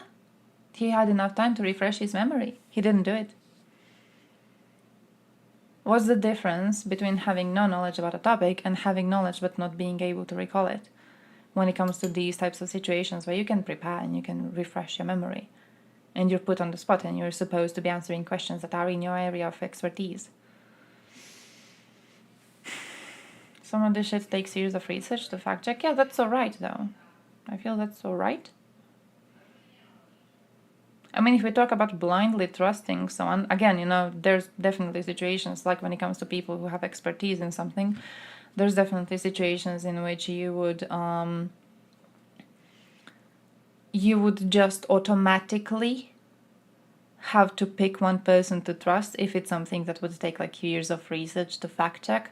Like, I don't know, if we were talking about people talking about some predictions. Let's say we found a new planet and we're trying to figure out if there's life on it, right? And you go to the autistic dude and then you go to the highly educated dude making different predictions. You can't really fact check either of them until you actually go and check out if there's life on the planet in question, right? I do feel like in that situation, most people would be going with the highly educated dude, and I do feel like I would be doing that too. But I don't feel this is something that you should do in situations where you can fact check. Just do a fact check. Why wouldn't you do a fact check? It's not like this is something that, you know, happens regularly where it takes years to fact check something.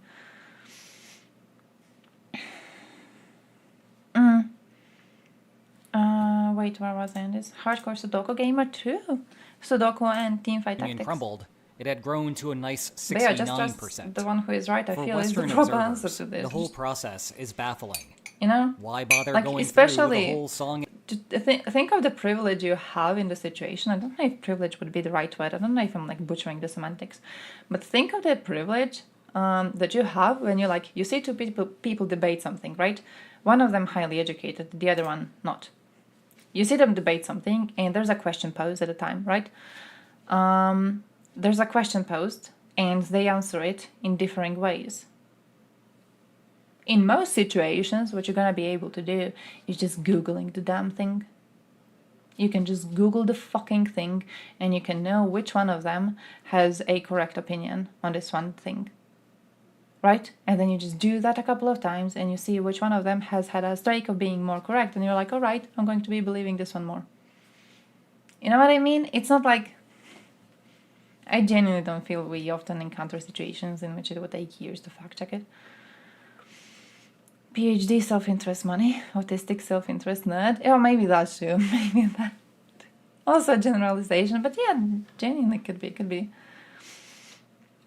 Extra cheese on pizza and milk after pizza gives you impressive gas.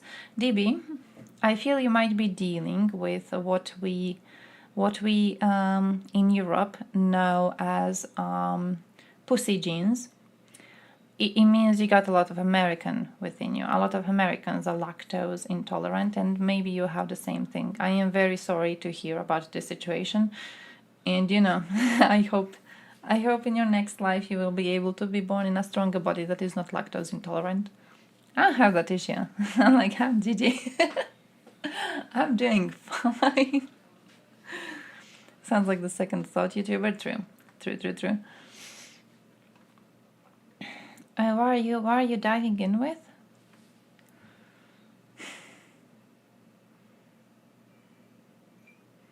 I mean, your friends visiting you? That's that. Their friends visiting you. Just like see what happens. I feel that's it. I feel that's it. I don't feel there's any question you're asking. Used to be lactose intolerant, but now my body learned to be more tolerant. Nice. I used to be not lactose intolerant, and my body learned to stay amazing, so... And dance, when everyone already knows who is going to You win. You zerbified me, you bitch. But the reality is more complicated. Oh my god. Elections sometimes represent the greatest threat to an autocrat's tenure. By contrast, I didn't even know how to respond at the time. I was like, yeah, alright, within alright. a well-established democracy, and they tend to just go home. Alright. But for autocrats, on average, it is a very different story. Like, do I Indeed, correct him? when an autocrat loses office, that might not be the only thing that he loses. I don't want to ask. So today, we will cover some of the reasons, many bizarre and others not so bizarre, that autocracies run elections, beginning with democratic legacies, then moving to Western diplomatic pressure, and attempts to maintain domestic legitimacy. True. Collectively, you might think of these as the because they have to categories.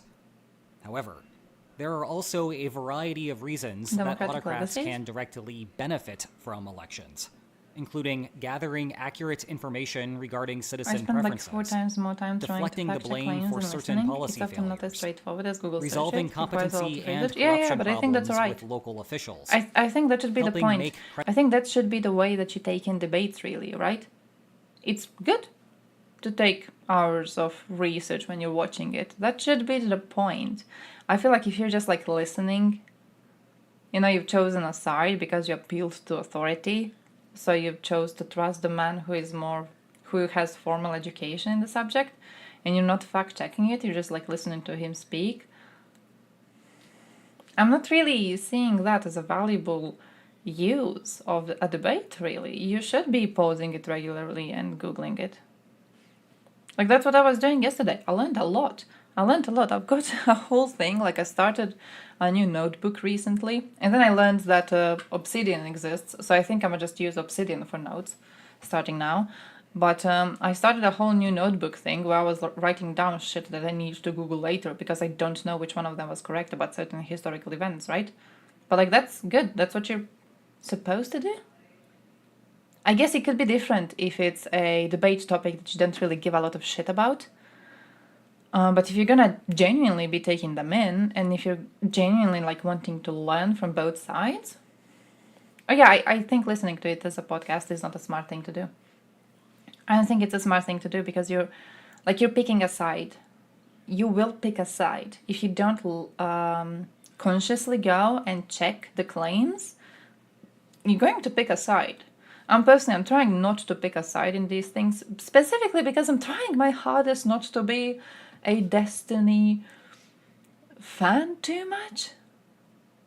I think I go really into like hearing the man speak and then just wanting to trust whatever he says. So I'm trying my hardest to fact check a lot of things he says because I don't want to be blindly trusting him, right? But I feel that's a good way to take in debates. I feel that's what you should be doing in situations like that. Listening to it as a podcast where you've already chosen which side you believe and which side you don't, wouldn't that just get you out with like very dumbass opinions after the debate and without ever, learning anything really? Made my notes app look like what? CK3 game UI? You can do shit like that? So far I made like one group. I wanted to research Russian assassinations of other Russians because someone mentioned it in chat yesterday. And I was like, okay, I'm gonna like make a whole group of like all known Russian political assassinations. Just because, it's something I feel rather easy to look into. There were some very interesting cases that I read about on this stream, and I'm not able to remember the names or anything anymore. Which again, is interesting to point out. Like, do I have the knowledge? Would you count me as having that knowledge? Or would you just count me as not being able to recall the knowledge that I have? Because personally, I would just count it as not having knowledge in the first place. But yeah, I was able to like make a group, and then I was able to make some documents within the group. And then there on the side is like a little mind map thing where you can add tags. I learned you can do that, and I like that very much. Basically, the plan is to be playing with it over the weekend to figure out what it can do, but it's really, really cool. You read article titles. I mean, I know a lot of people who do that. I remember having lots of Twitter fights with people when they were having a conversation about Georgia-Russia war.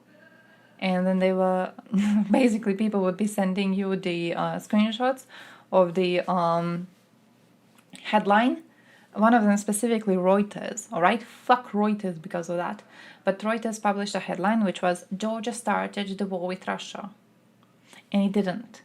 And I would be responding to people who post this headline with a specific quote from the European Union document which says, we cannot say that Georgia started this war, despite the fact that Georgia fired the first shot officially.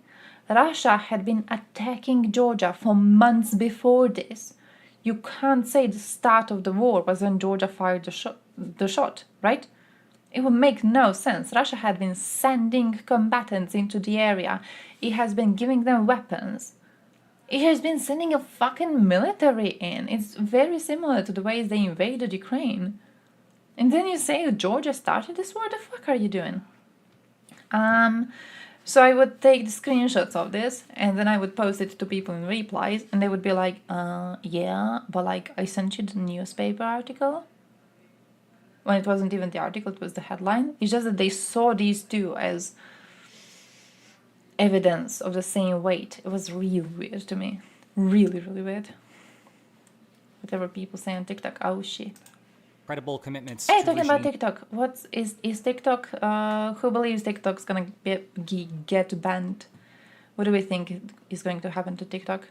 Because I'm very interested if Americans are going to ban it. I'm very, very interested in that. I'm also interested, like, if America does ban it, what's European Union going to do? Are we gonna ban it? Because we had conversations about it being, you know, a potentially dangerous application with, you know, CCP being behind it and everything. What are we gonna do? I feel we're gonna ban it if USA bans it. I feel we're gonna get rid of it if USA does. Genuinely. Twitch? Twitch. I feel when it comes to like influence on society in Europe, I feel Twitch isn't really influential. I feel USA unironically should ban Twitch.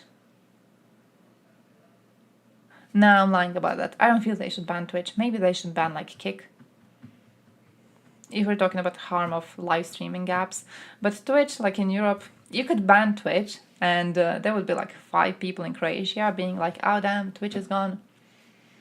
Gotta move to YouTube streaming now. And that's that. Most people don't know what Twitch is. Damned if you do, damned if you don't. Yeah, that's true. That's true. Some American company will buy it. Oh, there was an American right-wing person wanting to buy it. Oh, I saw there was a lot of concern about that. The possibility that like TikTok algorithm, which is already, you know, potentially very harmful right now, it's going to be used by the right-wingers. If you ban it, you're censoring free speech and acting against the American people. If you don't, then the Congress is bought out by China. Yeah, it's a very concerning situation, though. It's a very, very concerning situation. I don't know what USA is going to do. I don't even know what I want them to do. I don't know what would be the best case scenario. And I don't feel like TikTok is going to be doing anything really to respect the demands made by USA, so... cronies. And finally, giving a more efficient alternative to videos on other platforms, my dude. But we begin with democratic legacies. This is fitting because it is the origin of the Russian electoral situation. It may seem hard to believe, but there was a brief period of time when it appeared that Russia was transitioning to a democracy. And flawed as it was during the early post-Soviet years, Russia further regressed to an illiberal democracy by the mid-2000s, a process that accelerated after Putin replaced Yeltsin. Officially, the Russian constitution dictated that the country had democratic institutions. But in practice, enough went on behind the scenes that the government in power did not have to face competition in free and fair elections. However, that does not mean that the leadership is completely off the hook. There are limits to what media control can do. If you mismanage the economy too much, or go a bit too far with your adventurous foreign policies, you may very well find yourself in a situation where the voters turn against you, and bureaucrats refuse to tweak the numbers so that you win anyway, or the citizens outright reject what the official numbers say. Although Putin still appears to have enough popularity right now that none of this is on the horizon, popular protests still represent a big problem with autocratic elections more generally. There is safety in numbers when protesters march on the streets. Remember that the traditional advantage that autocratic regimes have is control over the media, which otherwise could help people coordinate on when and where to protest. Elections are high-profile events that invite spontaneous protesting, and that hints at why elections stick around in autocracies. They are artifacts of a more democratic past. Ah, the glory days, when Spaniels were in the White House. The thing is, canceling elections also serves as a coordination mechanism, just like an actual election would. Except cancellations appear blatantly unfair, whereas managed elections at least have the aura of authenticity. Thus, canceling an election often creates a bigger problem than it solves, and in turn, the elections persist. Next up is Western diplomatic pressure. In contrast to the prior explanation, here we have a reason why autocratic governments start elections. One of the big differences between the Cold War and the post-Cold War era is how smaller states secure foreign aid. But I wanted During the to Cold do War, it maybe. you could approach one of the superpowers. I wanted to do if that. The first one said no, that was the then plan. you would just go to the other. Thus, neither side cared much about what was going on with the country's domestic politics. Yeah, it was the international I don't even know what I allegiance pasted that because it didn't have anything That copied all for some reason. changed when the Soviet Union fell apart, and the superpower competition disappeared. Previously, the United States and the West Yeah, were I gotta more make willing it a to custom overlook background, and then I gotta questionable manually regimes. type in the exact Afterward, shade. it became common to make economic aid contingent transparent. on holding democratic elections.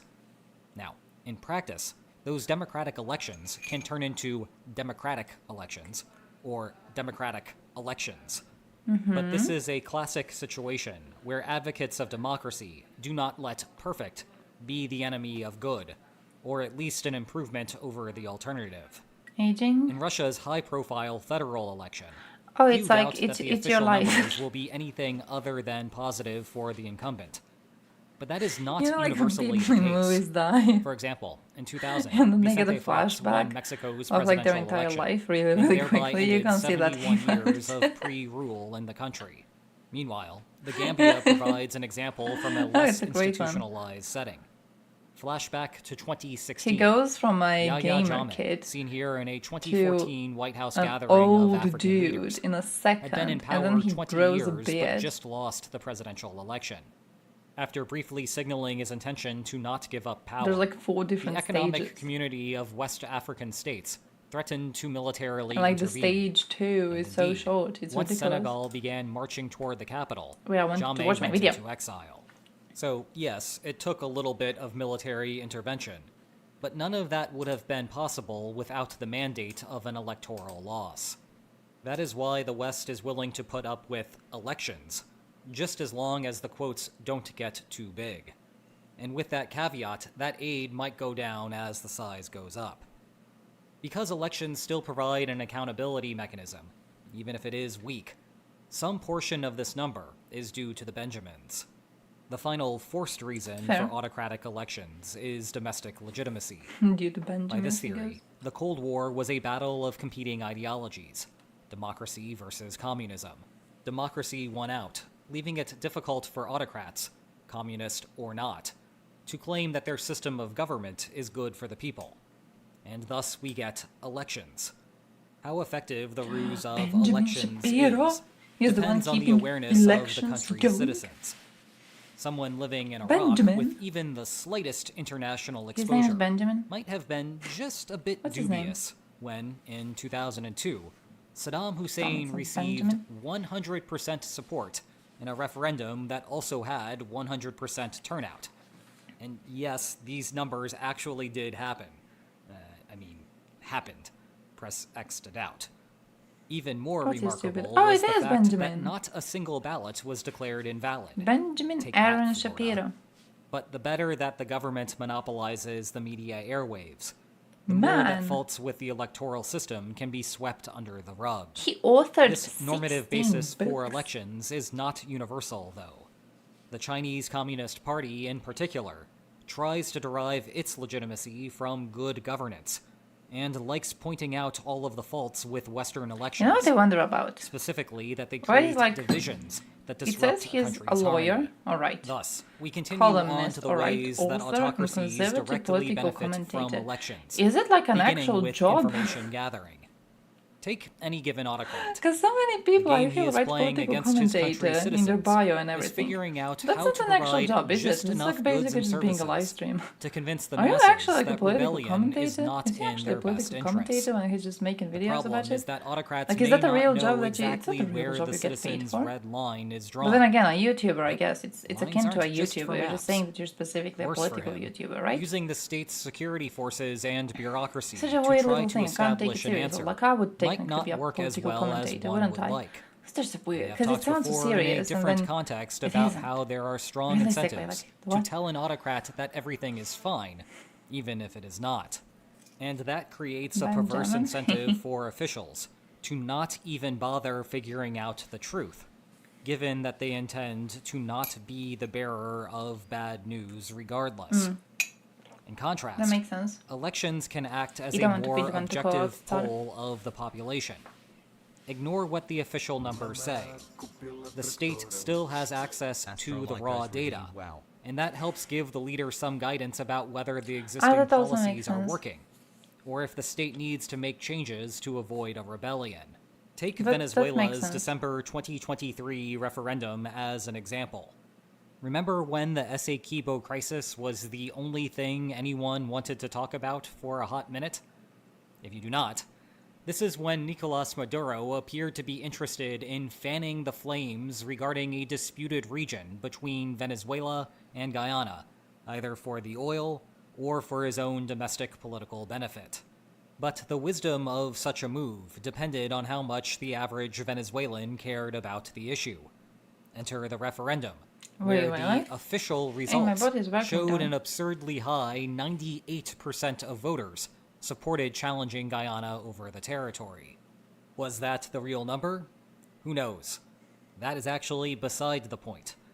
As long as Maduro has the true number, he has a better idea about whether he should continue the crisis or let it go.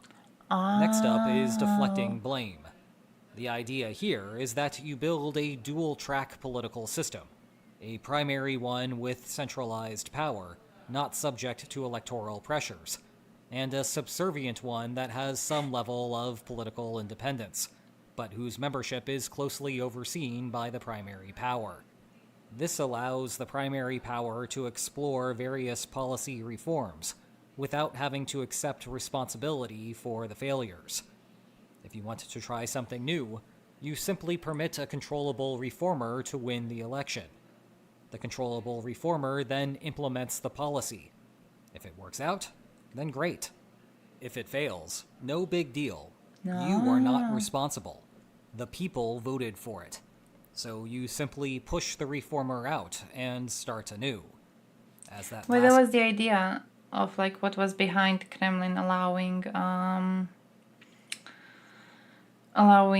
Nadezhdin to run, right? The idea was that they're going to allow him to run because he's supposed to be the one that Russia blames for, their people being killed in a useless war. He's supposed to take over the lead, and then because he was all about Russia defending the occupied areas and shit like that, if Ukraine were actually to gain any sort of a real advantage on the battlefield, it would be seen as his mistake. He would be seen as the guilty one for it, and then Putin could just come in like a knight on a white horse and just, keep on doing bloodshed again. So I guess it would be... Iran is a good example of a system that appears to implement this strategy. In 2013, a reformer named Hassan Rouhani ran for president. The Guardian Council, a control mechanism for the Ayatollah, accepted his bid, despite Rouhani's platform calling for improved relations with the West. This led to the Joint Comprehensive Plan of Action, aka the Iran deal, to be signed in July of 2015. Outwardly, none of this was the Ayatollah's idea. As such, if and when the deal came apart, it was the fault of the presidential administration, not the higher political powers. As such, if anyone was to protest, they can direct their energy at the scapegoat. Next up is to resolve competency and corruption problems. Oh, because they figured he wasn't controlled enough. They had this other guy, I think, the New People Party they're pushing as the alternative candidate. Oh, haven't looked too much into that. I don't know if he wasn't...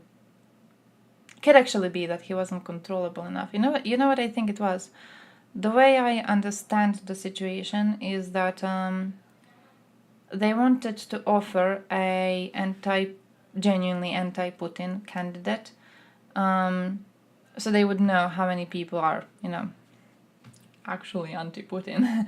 I don't think he was ever supposed to be getting his fair share of votes. I don't think they would have let him know how many votes he has, but I do believe he was supposed to be allowed to run just so they can, kind of give the people an outlet. Very similar to usual letting off steam protests that Russians are doing, right? So, voting for Nadezhdin would be the new bringing flowers to Navalny's grave. You're doing nothing by it. You feel like you're doing something. You're not really doing anything, right?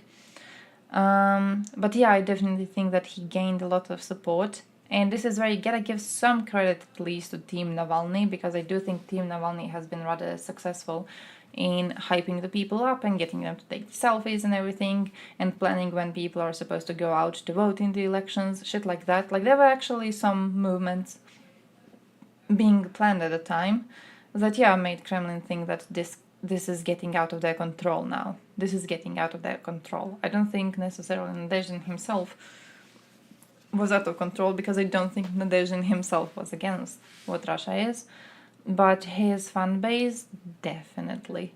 I believe they figured that, you know, if they allow this to happen, people who are his fans right now might prove to be dangerous for the regime in the future if they are able to actually get organized and to actually start some sort of a proper protest. Davankov? Oh, it's that one. Oh yeah, also Poland, what people think, yeah.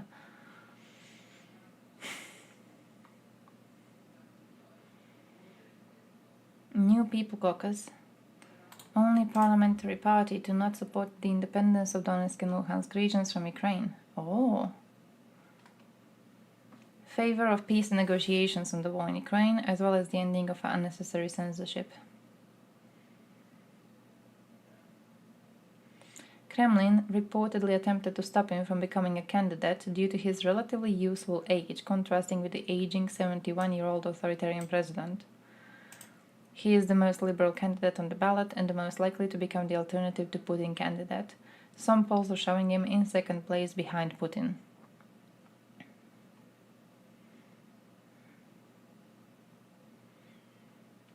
Why is... Yeah, I agree it was a fear. Nadezhdin was building a movement, absolutely.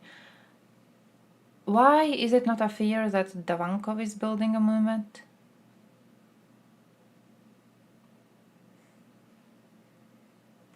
Why is there no fear of this? Like, he's just allowed to run. Why?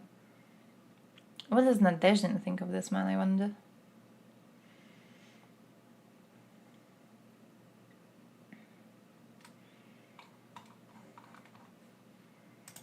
Let me do something.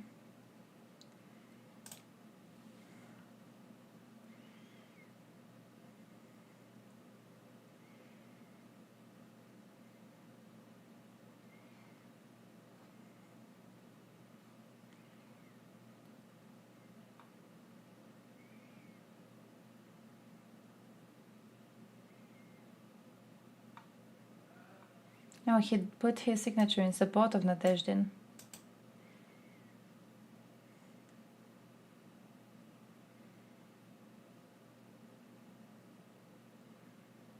And he was also included in the sanctions. Alright, fair, fair.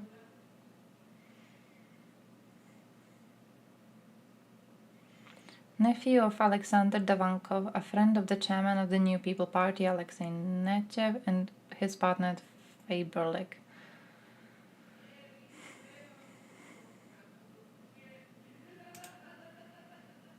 He recognized it, so he was against it for a while, and then he recognized it anyways.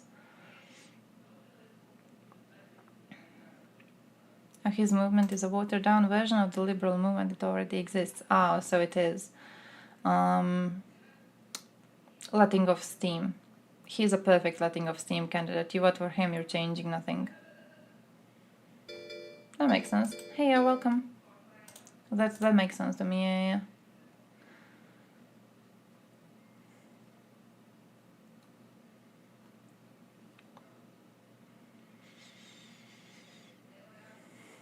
But like the New People, oh, it's growing. But it's such a useless party that I don't see it as a danger that it's growing. Such a useless opposition. That Kremlin is like, yeah, alright, let it grow. What are they going to do? Send words of concern when we steal the elections or something? Man. I like this. In December 2019, the internal political bloc of the presidential administration started thinking about creating new political parties. The ratings of United Russia fell after raising the retirement age in Russia, and the popularity of other systemic parties did not grow. The idea of Kremlin officials was simple: creating large groups of Russians, urban youth, citizens concerned about the environmental agenda, patriots, internet users, pensioners, and so on. They are dissatisfied with the fact no political force represents their interests. If words that were close to them were heard from the Duma, or at least there was a party that expresses similar ideas, social well-being would be higher and the mood of protest would be lower. People are not politically represented. Man! So yeah, they just created it. Ejo pozdrav! They just created the party because they figured out that some people oppose the regime too much. So they were like, you know what we're gonna do? We're gonna create a non-dangerous opposition to us that is going to collect all of these people who want to actually oppose the regime. We're going to create a way to just keep them all contained. Beautiful. Large businessmen close to the Kremlin should finance these structures on the principle of charity. Man! They did this before, too? Jesam. Istok Hrvatske najbolji dio. Zakar Prilepin for Truth. It was financed by structures close to Babakov. And then there was the project of another party. So they had the far-right one, then they needed a more modern one. It could be financed by people close to Putin himself. Kovalchuk brothers. Oh, man.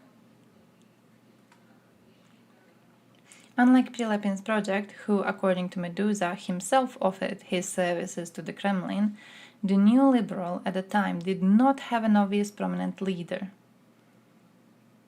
Man. Kremlin Technologies was sorting through the possible personnel composition of the political organization. In particular, it was discussed that the musician, general producer of RTVI, Sergei Shunurov, who then wanted to try himself in politics, could join the party. Oh man! Hey yo! How are you doing, my man? Hey yo! I'm doing great. I'm fine. Life is fine. I'm ending the stream relatively soonish. Had a very long day at work today, so doing incredible. Hope you're doing great too. Finkelstein Destiny debate. Yes, I saw the thing. I saw parts of it. I'm hoping to finish the rest of it during the weekend. I saw parts of it. I thought it was very interesting. A lot of interesting questions coming out of it. Mostly the questions of like, why is Finkelstein so fucking unable to recall information he keeps on vaguely falling back to whenever he tries to, support his claims? He had enough time to prepare. I feel he should have been prepared a lot better. Ti si počeo danas? Šta streamaš? Šta streamaš? Neko me zapratio danas, streama Teamfight Tactics, isto iz Hrvatske. Destiny is ranting on Twitter. Oh. I mean, it was a crap, not a crap debate. I don't want to call it a crap debate. That feels... But you've seen it, right? You've seen it. That's why you're asking. You've seen it. Finkelstein a few times just mocks Destiny for reading Wikipedia. Like several times in that whole debate. You have situations which is like, oh, there's a debate bro, an experienced debate bro fighting a college dude. A college bro, you know what I mean? That was kind of annoying in parts. that was kind of boring in parts, you know? Like they actually few times entered a very serious line of discussion, and it was stopped by Finkelstein going, oh, Destiny, you read it in Wikipedia. It doesn't matter. It genuinely doesn't matter. Why are you not responding to his claim properly? Why are you doing what? So, you know. A možeš birat. Uglavnom smo na engleskom ovdje jer Imamo Europljane, ali inače šta ti je lakše? What's that? Andrew, and I was never early on his stream. I never saw this. Nice though. Are we hoping for something good? Are we hoping for something good? I'm hoping for good news. I'm hoping for lots of fresh insight into the situation in Russia. And when I say fresh insight, I mean I'm hoping that he has beliefs of the society that are crumbling. Is that realistic? Possibly not. I'm hoping that he's looking at it and going, yeah, this country is possibly gonna go up in flames. We can have some hope about it. We can realistically have some hope about it. I would trust him if he says it. Yeah, it's probably not crumbling. I would just love to see it do that. And just know. Wait, where was I on this? Oh, that is a long ass look into this. I don't care about Russians that much. No. That's way too long. Russia is behind Putin.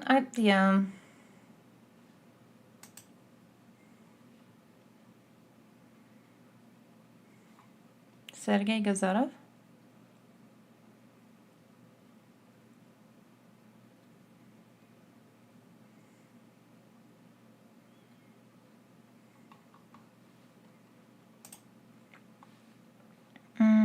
Sunday attack Baltics and genocide us all? No.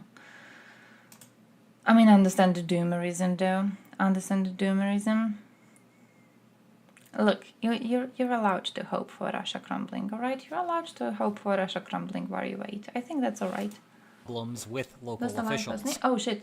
China is a one-party system, but still uses quasi-competitive elections at the local level. Now, candidates are required to be members of the CCP and have to be approved before making it to the ballot.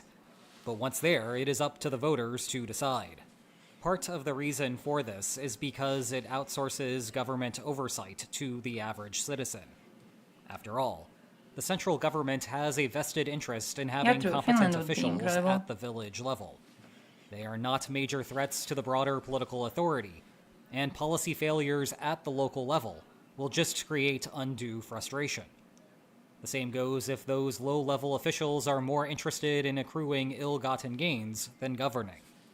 The problem for the CCP is that, in a country with a population of 1.4 billion, auditing every local leader would be absurdly expensive. Thus, the government essentially outsources the oversight to the voters. If someone is known to be incompetent or corrupt, voters can simply choose the other candidate.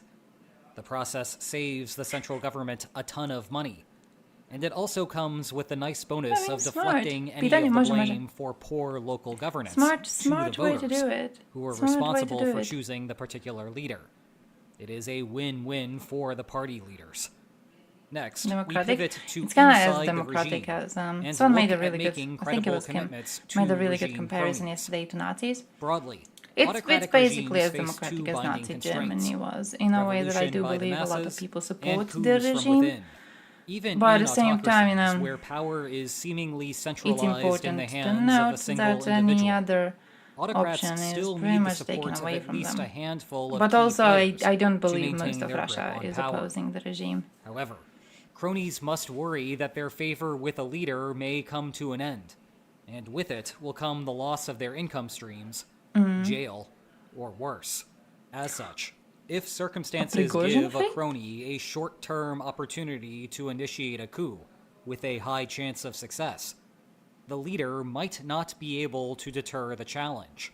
That is because the autocrat would need to promise long-term benefits to the coup plotter. But once the ability to conduct a coup passes, the autocrat can renege on the concessions and replace the crony with someone less ambitious. Yeah, Prigozhin, thank you. But you get the idea. Thank you, yes. In less extreme cases, elections can help smooth Exactly out what the happened with commitment problem. Prigozhin. if the autocrat fails to hand out the concessions I still can't promised to the crony. Can't believe he was so but simultaneously stupid. is constrained from outright eliminating he was so him, stupid to trust then the Putin on crony this. can threaten to run against the autocrat in the election. To deter that, the autocrat must continue to provide concessions. In turn, we see a decline in the crony's need to exploit short-term windows of opportunity to initiate a coup. Thus, creating a vulnerability ironically stabilizes the autocrat's power. Finally, and piggybacking off the previous idea, is to institutionalize voting when an autocrat faces the threat to the regime. Coups are inefficient processes. In a bad situation, they may cause widespread civil unrest and economic disruption. And in a worst-case scenario, they might lead to a full-scale civil war. Consequently, if challenges are going to occur to your regime, it would be nice if they happened in a more orderly and more efficient manner. Elections can serve that purpose. Rather than facing a coup threat at all times, instead you have a dedicated time period determined by the election's calendar. And yes, there may be economic upheaval following an election as well, but the hope is that it will be less than the alternative. Meanwhile, even if elections empower the opposition, the trade-off might be worthwhile to the autocrat. Better to have a wealthier country that you are slightly less likely to maintain control over than a dirt-poor country where your control is more stable. And that's elections and autocracies for you. You know, it's rare we get to cover a topic with evergreen relevance. Why not check out this playlist about other political problems with perennial importance? No, I will not. But that was good. That was good. That was proper. Yeah, saving this. I linked this video. I linked this fucking video to a few people when they were talking about why Russia is even doing elections, because, you know, no one really trusts them anyways. I linked the fucking video to a few people without watching it myself. So that was kind of dumbass decision. All this time I was hoping that it's actually good and actually worth watching, because they would think I'm a moron otherwise. But yeah, that was good. That was good. It's Western Europe.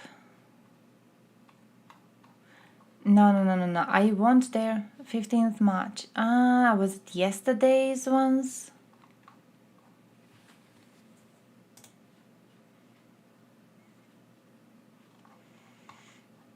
Fuck, they had the continent ones. Oh, you are archive. That's what I want. The weekly? Is that the one I was reading? Continent, thank you, because this was the one on Hungary, and we mentioned it previously in the stream. The one about Hungary specifically was this one. It was this one. We gotta look at what Hungary is doing. Na Twitchu, iskreno možeš samo onak tražit prijatelje okolo i to je to. Nema baš algoritam.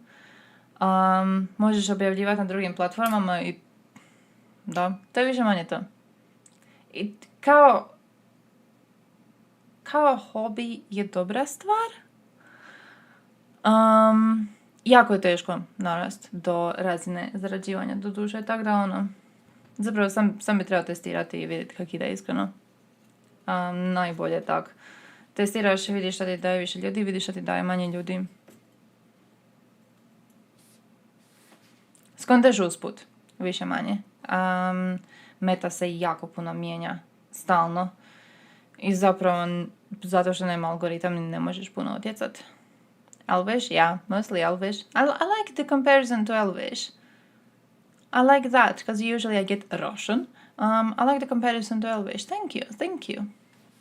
I appreciate that. Duže means very... Yeah, it's because you people are wrong. It means longer. Like dugo, long, duže, longer. And you people say duže for very. Why? It's very confusing me when I do my Duolingo. That's confusing to me, and also your... Is it hours? Look at me now, trying to find the translator.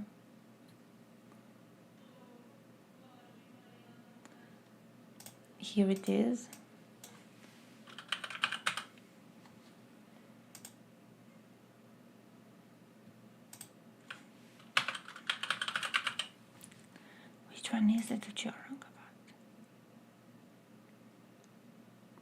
Yeah, your word for hours is basically our word for a year, because our word for a year is godina.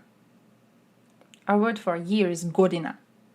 And your word for hours is basically that. Why is it? Why is it?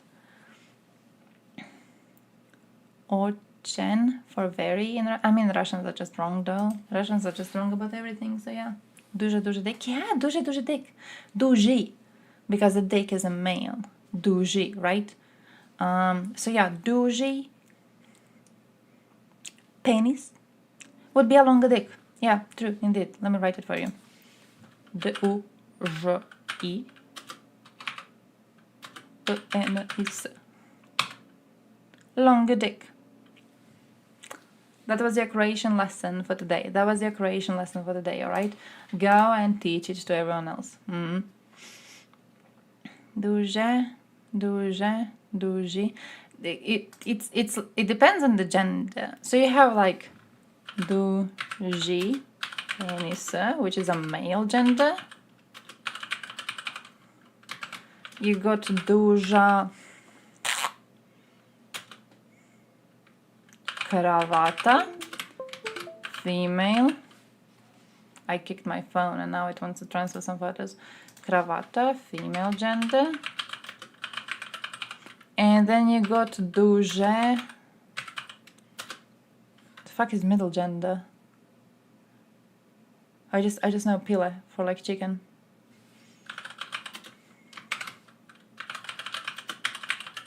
A long chicken is the one you're getting. Alright, so you got duży, duża, duże, which is very similar to Ukrainian, by the way. I'm currently on some Duolingo lessons where I'm having to do instrumental. Do you also call it instrumental? The noun tense, when it's like with something. With someone or with something. I'm walking with my mother.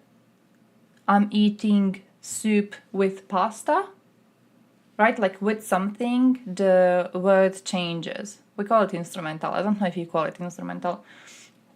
But I'm on the part of Duolingo where it's talking about that, and I find it rather easy. I think they didn't mean it to be, because it's like a whole part of it. So it feels like they wanted you to like spend a lot of time actually trying to practice this, but it didn't, like it's basically very similar to Croatian. So Slav brothers. Listen though, Hungary. We gotta talk about Hungary. I have to leave soon, alright? If you've ever thought the sovereign state in Europe would not voluntarily give up one of its core functions, policing, you were wrong. As reported by our Hungarian correspondent, Chinese officers are now to patrol the streets in parts of Hungary. What's China's goal? These overseas police stations exercise ideological control over Chinese citizens living in Europe. They got the right to send their own fucking police officers to control Chinese people in Hungary. Like very Orban though, very expected, but what? It's a recent agreement between Hungary and China, and it allows joint police patrols in some parts of Hungary. A yet-to-be-defined number of Chinese police officers will soon appear in different parts of Hungary, just like they did in Serbia back in 2019. The collaboration raises questions about enhanced security measures in hosting countries and the potential surveillance risk from Chinese state, because of course it does. The Dutch and Irish government's orders to shut down these overseas police station facilities have triggered international discussions about the nature of these collaborations and their compatibility with European values. There's no compatibility. This is compatibility. Holy shit, this should not be happening. Critics contend that these stations are not mere administrative offices, but instruments of ideological control over their citizens living in Europe, because of course they are. Healthy country without problems with very happy citizens, true. True. You know, Hungarians are very happy citizens. The second, a lot of them supported Orban for doing his little performance against wokeism in Europe. You remember that? He made an anti-woke meeting? What's the word for it? I don't know. It was anti-woke. He spent days meeting with right-wingers and talking about how Europe is so woke and so gay and he's never going to allow Hungary to go the same direction. And then the president of Hungary, a member of Fidesz party, by the way, allows a goddamn pedophile collaborator to just walk away from jail freely. Because traditional values, I guess. China increasingly resorts to illegal extrajudicial means to forcefully return individuals to China, employing various forms of pressure. This often includes threatening and harassing both the targeted individual abroad and their family members back home. In recent years, Hungary and Serbia have emerged as one of China's primary allies in Europe, because of course. Budapest has actively sought Chinese investments despite growing concerns from Brussels, which has been urging its members to reconsider their relationship with Beijing. Hungary hosts Huawei's largest logistical base outside of China and is set to welcome a $7.7 billion plant from a prominent Chinese battery manufacturer. These investments come with a price, which might explain the relatively low-key announcement of the recent security deal. Opposition figures in Hungary are vocal about their concerns regarding the government's commitment to transparency and citizens' rights in the face of this controversial policing arrangement with China. Man, this is fucking allowing it. Because I remember when it was the news about Netherlands finding these illegal police stations, illegal Chinese police stations in Netherlands, and people were pissed off at the time. People were absolutely pissed off. And look at us now. One of Orban's top guys that got caught participating in a gay orgy. Yeah, he wasn't he an MEP? I'm pretty sure he was an MEP.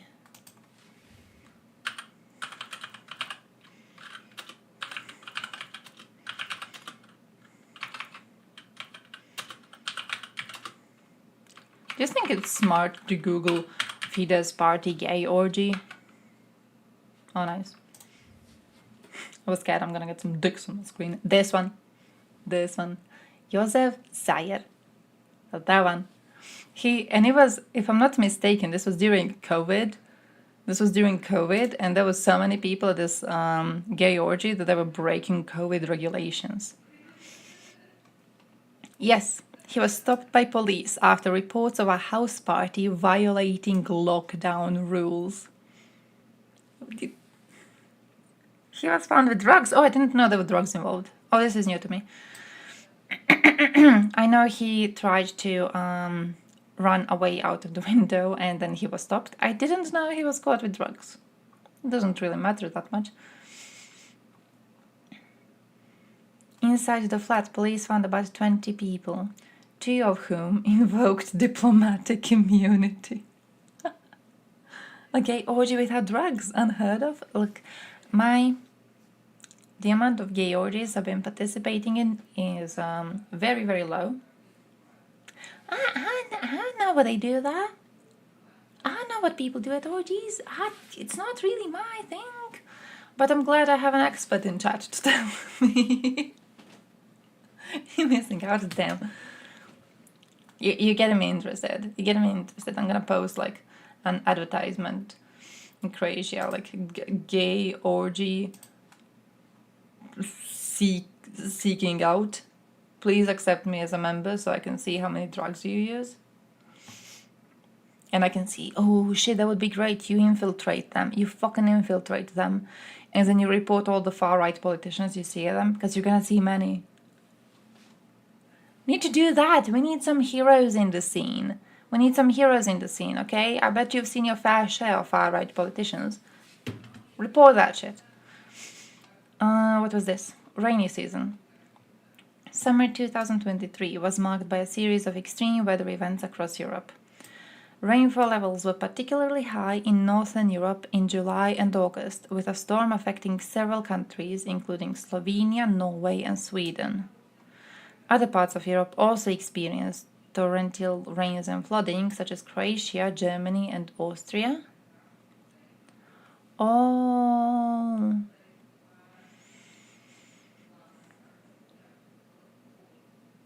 Oh man, that is interesting. But like then less than average here, and then way less here. So we're just getting these erratic weather patterns at a time where it's either like a less than average amount of rainfall for this time of the year or way above the average. Man, that is wild. 750 days in Mariupol. 2 years after its brutal besiegement and amidst ongoing occupation, the southern Ukrainian coastal city of Mariupol remains in ruins. A large part of the surviving population has left the city. There is construction activity in the city and people are moving in. While the scale of these developments is unclear, it is evident that Russia is trying to pump life into the city it flattened. You know what they're trying to do. Was it bad in Croatia? No, not at all. Not at all. But I'm very privileged. I live in a good part of Croatia. We don't get strong weather patterns here. We don't get anything bad, to be honest. It's like my experience is very privileged, to be fair. We don't get shit. We can't even get flooded because I live basically on the top of a little hill of sorts. I'm gonna be fine. Nothing can happen to me, my dude. I know that there were some parts of the country that were flooded. I also know it wasn't nearly as bad as it used to be in years previously. I'm guessing this is in big part because we've gotten better at containing the flooding, because we now have security measures in place, so it's way easier to ensure that people's houses are not damaged, for example.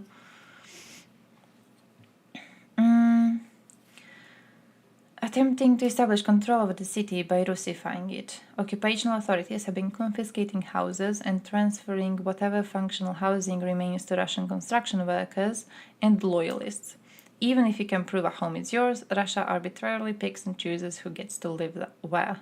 I mean, that's what Serbs were doing here too, so like, yeah. You're closer to Serbia? True. Though, listen. From the top of my hill, I can see Serbia, and I see Serbia beneath me, which reminds me of A, Serbia is beneath me, B, if there ever is flooding enough to reach me, Serbia is gonna be flooded way before already. You know, it's a thing. You know that joke about that farmer who has one single cow? And this cow is like everything. This cow is everything he has, right? All of his possessions, the most valuable one. And this cow gets some sort of an illness and it dies. And he laughs about it. And he's asked by some person, like, why are you laughing about your cow dying? And he's like, well, it had some disease and it died. Well, my neighbor has 10 cows, so he's gonna lose 10 of them. It's gonna be even worse. It's basically me when we talk about Serbia. You still see Serbia. Yeah, that's true. That's a side effect. That's a side effect. I really should put up like some sort of a wall. Trump wall. I really should put up some sort of a Trump wall between, so I don't have to look if I don't want to look until sufficient flooding happens. That is true. That is true. That is true. A really, really good thing to point out. Thank you. I'm going to be fixing it immediately. Where was I? Russian realtors selling Mariupol apartments in Russia say that there is a high demand for housing in the city. Russia encourages the sale of housing in Mariupol as part of its efforts to Russify the city, aiming to ensure that its population becomes ethnically and culturally Russian and supportive of the regime.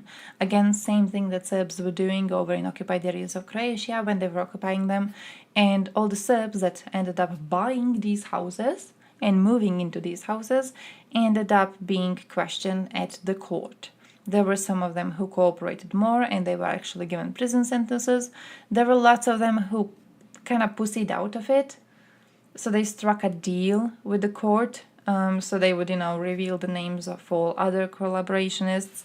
And then they were, allowed to be walking around freely, which was a tragedy for my people. It was a tragedy, but they did get questioned at the court at least, and their names exist in official Hague documents, and they will never manage to wash away the shame from it. So it's something. It's not enough, but it is something. Day for big tech to face European Union rules. Oh, wait, the deadline already? Last Thursday? Oh, damn, already. On 7th. Oh, true, it was on 7th of March. I forgot. European Union's Digital Markets Act came into force, activating its rules for certain services offered by major tech companies known as gatekeepers. Alphabet, Amazon, Apple, ByteDance, Meta, and Microsoft. DMA aims to make it easier for smaller competitors to compete on big tech platforms and access data. It also prevents gatekeepers from imposing unfair conditions on businesses and consumers. There will be stricter privacy rules for targeted advertising. Users will be asked to opt in before their data can be shared with other services. Some tech companies have already adapted their models to comply with these rules, as can be seen from the consent pop-ups on platforms like Meta and Google. Yeah, they already do this. It's annoying as shit, but they already do this. It's annoying, but, you know, kind of do support it. 20. Horrible. It was I think 15 confirmed when I looked into it last time. It was 15 confirmed. Fucking heartbreaking. Genuinely good people. Just no, man. I'm hoping the news of this attack spread like wildfire, and I'm hoping that with current, Macron's strength and will to be seen as a champion of the pro-Ukrainian cause, I'm hoping we see consequences. I'm hoping we see the consequences, and I'm hoping the consequences hit Russia strongly. This is just horrifying, absolutely horrifying. 20 people, holy shit. No. Great, I got translated from French. France, Germany, Poland, together determined to support Ukraine on all levels and over the long term to never let Russia win.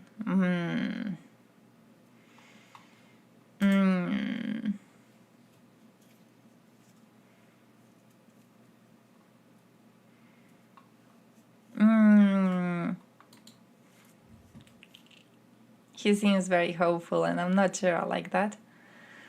Last time pro-democracy Syrians rose up against Assad, he called Putin, who then helped Assad slaughter 500,000 people. Things are heating up again, and this time no Russians are coming. Are we sure there's gonna be no Russians coming? Because Wagner is still pretty active. I'm pretty sure they could pull Wagner out of Africa. At least enough of the troops to be going and shooting up, random civilians in Syria.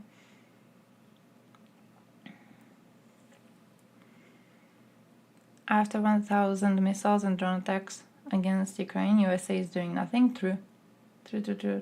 Haven't heard much about Syria. I did see the news, I think 2 days ago there was a huge new hit. Assad government killed a bunch of civilians again with the strike. That's the last I remember reading, to be honest, and it was like one of those news headlines that scrolls by, and I was like, oh shit, that is horrible. I hope Russia is absolutely demolished so Assad loses the support. So yeah, I guess something similar is happening. Yeah, they double tapped.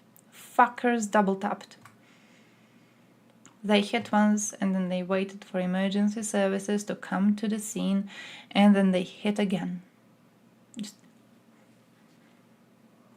And I'm very interested how our leaders are going to respond to it, because there must be a response. There must be a response to this, especially now with Macron. I have so much trust in that man. It's unrealistic. It's not good. I can't help it. I have so much trust in that man, and I'm genuinely hoping that with him in power now, I'm hoping we see some amount of actual response. Volkov. Landsberg is met with Volkov to wish him a speedy recovery. Ooh. Wish this lobbyist, who said that donating to Ukrainian army is stupidity on many dimensions, and lobbied to lift sanctions off of Russian oligarchs to recover a shard of dignity and honesty, if he ever had any. Yeah. Volkov is the man... I genuinely need to start saving these clips on Obsidian. Volkov is the man who has said that one of the biggest reasons why Russians currently live in a country that they have is because when Ukrainians did Maidan, they didn't come to also bring Maidan to Russia. Ukrainians did Maidan in Ukraine, and they changed the government in Ukraine, right? But they should have came to Russia to kick down the Putin regime, and they didn't. And, you know, the current things that Putin is doing are their fault. Exactly what he has said. This man is not an ally of Ukraine. I don't even know if he would be like an actual ally of the Russian opposition or if he is just saying shit, but he is not an ally of Ukraine at all. Oh shit, yeah, Nuland, I forgot. There was like a bunch of Nulands there at the square. Yeah. True. Bunch of Nulands. And I hear that they did the coup by eating donuts. And that was it. They were just eating donuts on the square for like days in a row.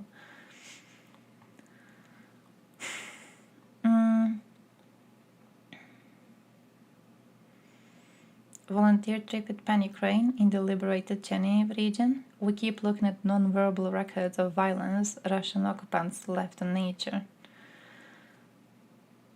Keep thinking of Mikhailitsinya's line, in this land even trees bear witness. Oh man. Oh man. Oh no, what did you see? You see God or evidence of God in math. In many moments in history of physics or mathematics, things come out. But one of the most beautiful equations was the one that derived by Paul Dirac. He formulated this relativistic equation for electrons. But in one of the equations, the solution come out to be a negative sign. Everybody say, you crazy, you stupid, this and that, right? No sweat, buddy. He just say, I am right. A few years later, it is shown in Caltech by Carl to show there's actually such a thing called positron. You know, the opposite, the brothers of electron. There's such a thing. And then if you ask yourself, how is it possible? Out of nowhere, where does this thing come from? Science is, there's a lot of things like this. There's so many examples and incidents like this. Just have to tell you that you have to bow down. You have to occasionally take a deep breath. And I tell you, God has given us all this light that tell us that I'm gonna tell you that I've seen many people try to explain their religious views to me and why they believe in religion. This is one of the dumbest ones. This is one of the dumbest things I've heard someone say. Stupid on like 3 different levels at least. we have to follow the light and do the best we can. You see... Man did calculations, and his calculations provided a certain result. And this result was not something we were able to discover with science we had at the time. Years later, we get better at doing scientific research. We discover that his result was actually correct. And this dude goes, oh yeah, that's evidence of God? What fucking sort of... Oh. Snoozeland forced all the Ukrainians to protest even after the cops shot them. Oh, crap. That's a new one. That's why they're Satanists, isn't it? She is Lucifer herself. Important new information. Someone call Putin quickly. Nationalism. Oh, Serbia.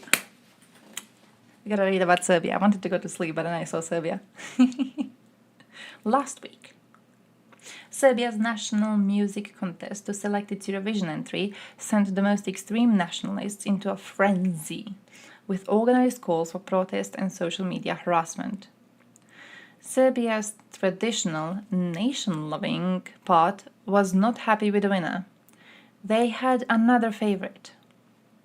A popular singer bearing the stage name Breskvica, it means little peach, turned into a heroine of the far right and has even been endorsed by prominent extremist politicians. Her ethno-infused song with nationalistic connotations won the public vote, but came short of the overall victory as it scored poorly among the jury. Instead, a Berkeley-educated singer-songwriter took the crown with her song Ramonda. What followed was an outburst of hatred, vile comments, public displays of brutal nationalism by those who believed Breskvica should be the one going to Eurovision. To them, the true and pure traditional Serbia has lost to a globalist, fascist, and gay Eurovision lobby. Globalist, fascist, and gay Eurovision lobby. I love that.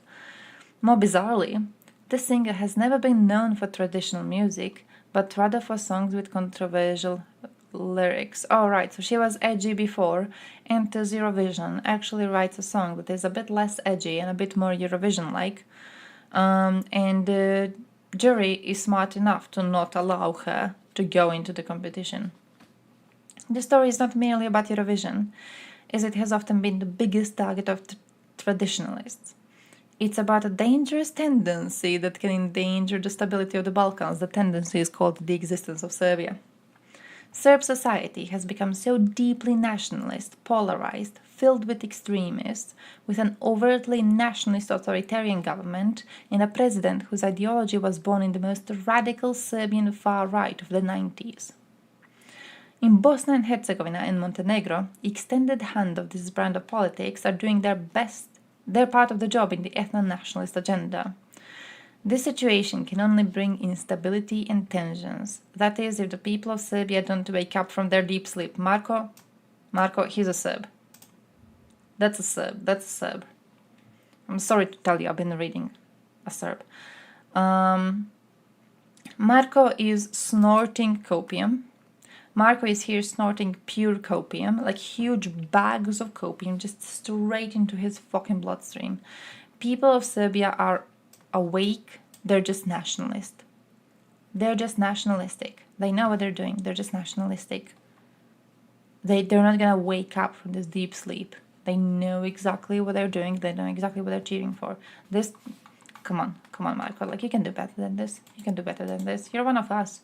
You're one of us. You're supposed to know. Come on, you're supposed to know the Serb culture. Ridiculous. You can buy Turkish people's private data for 4 euros. Personal information of all citizens, including those holding high-ranking officials. A recent inquiry reported that demographic data for all Turkish citizens is now readily accessible for just 4.30 euros. From politicians' home addresses to people's private health information. What? Numerous accounts on social media platforms and websites advertise the illicit sale of personal data in exchange for monetary compensation.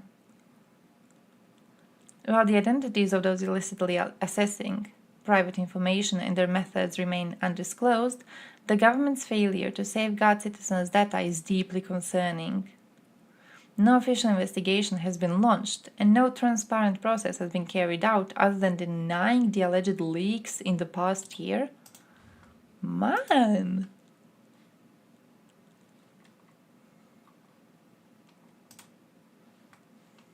Oh man, there's a whole investigation!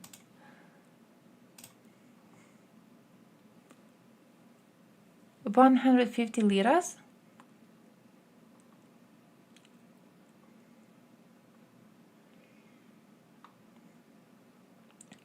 Residence information changed 2 months ago is available too? We talked to the person selling personal information about whether the site is reliable or not. The seller specifically stated that the information on the panel was not previously leaked databases and that updated information was constantly coming. So it's not, man, it's not even from one breach, it's like a constant series of breaches. Seller emphasized that due to this situation, maintenance is carried out on some parts of the panel from time to time, and updated data is added. The seller sent images of personalized data of the people he queried within the system. We stated that the images might belong to the past and that we wanted to test their reliability. Thereupon, I gave my name and asked for my residence information. The seller sent me an image of my current residence information, which I changed about 2 months ago. They have fresh info! Weekly, monthly, annual, and unlimited packages? Man, that's... Oh, that is deeply worrisome. Holy shit. The panel also includes your hospital appointments and prescribed medication information. Back to his merchant past. Yeah, holy shit.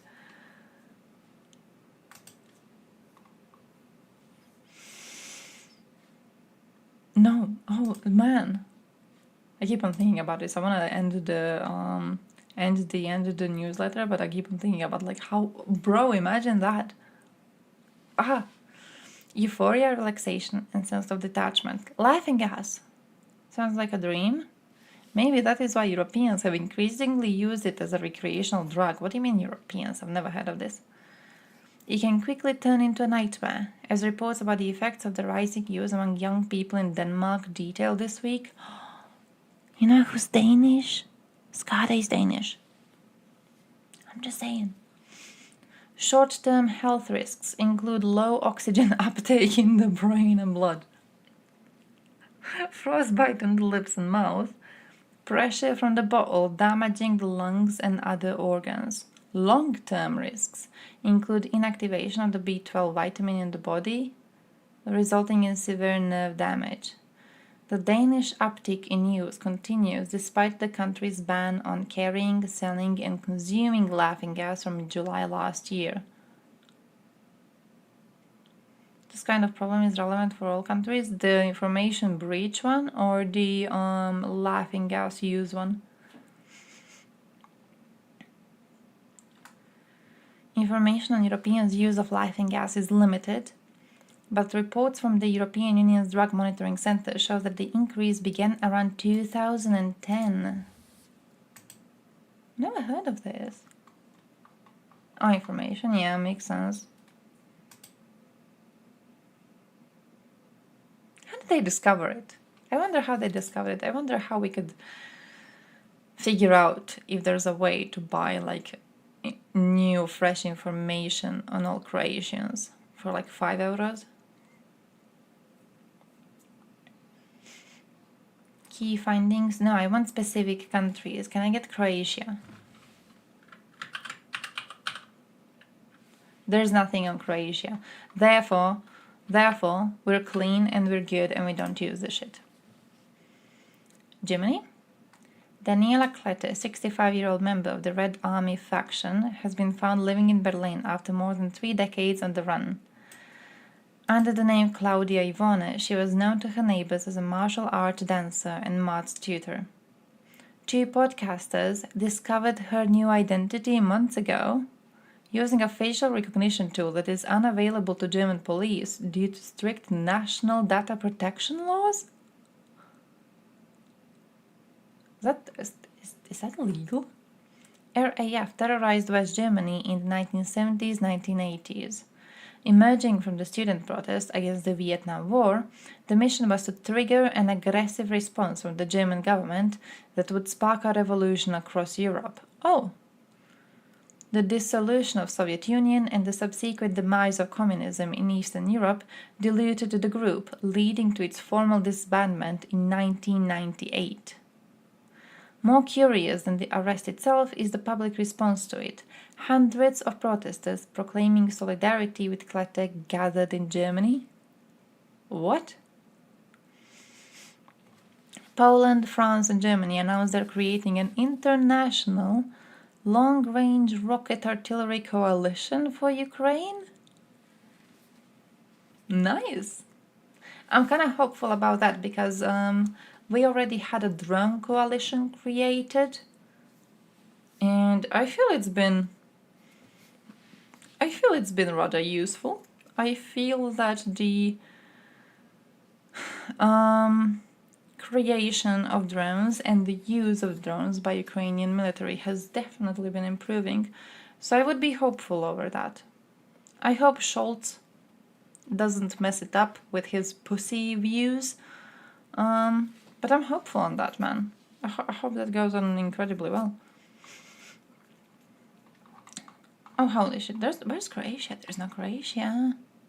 There's no Croatia. Portugal. This year, Portugal celebrates 50th anniversary of the 25th April Revolution, which took down Salazar's fascist government. The country is now experiencing a political scenario that appears to negate the efforts of the 1974 revolution.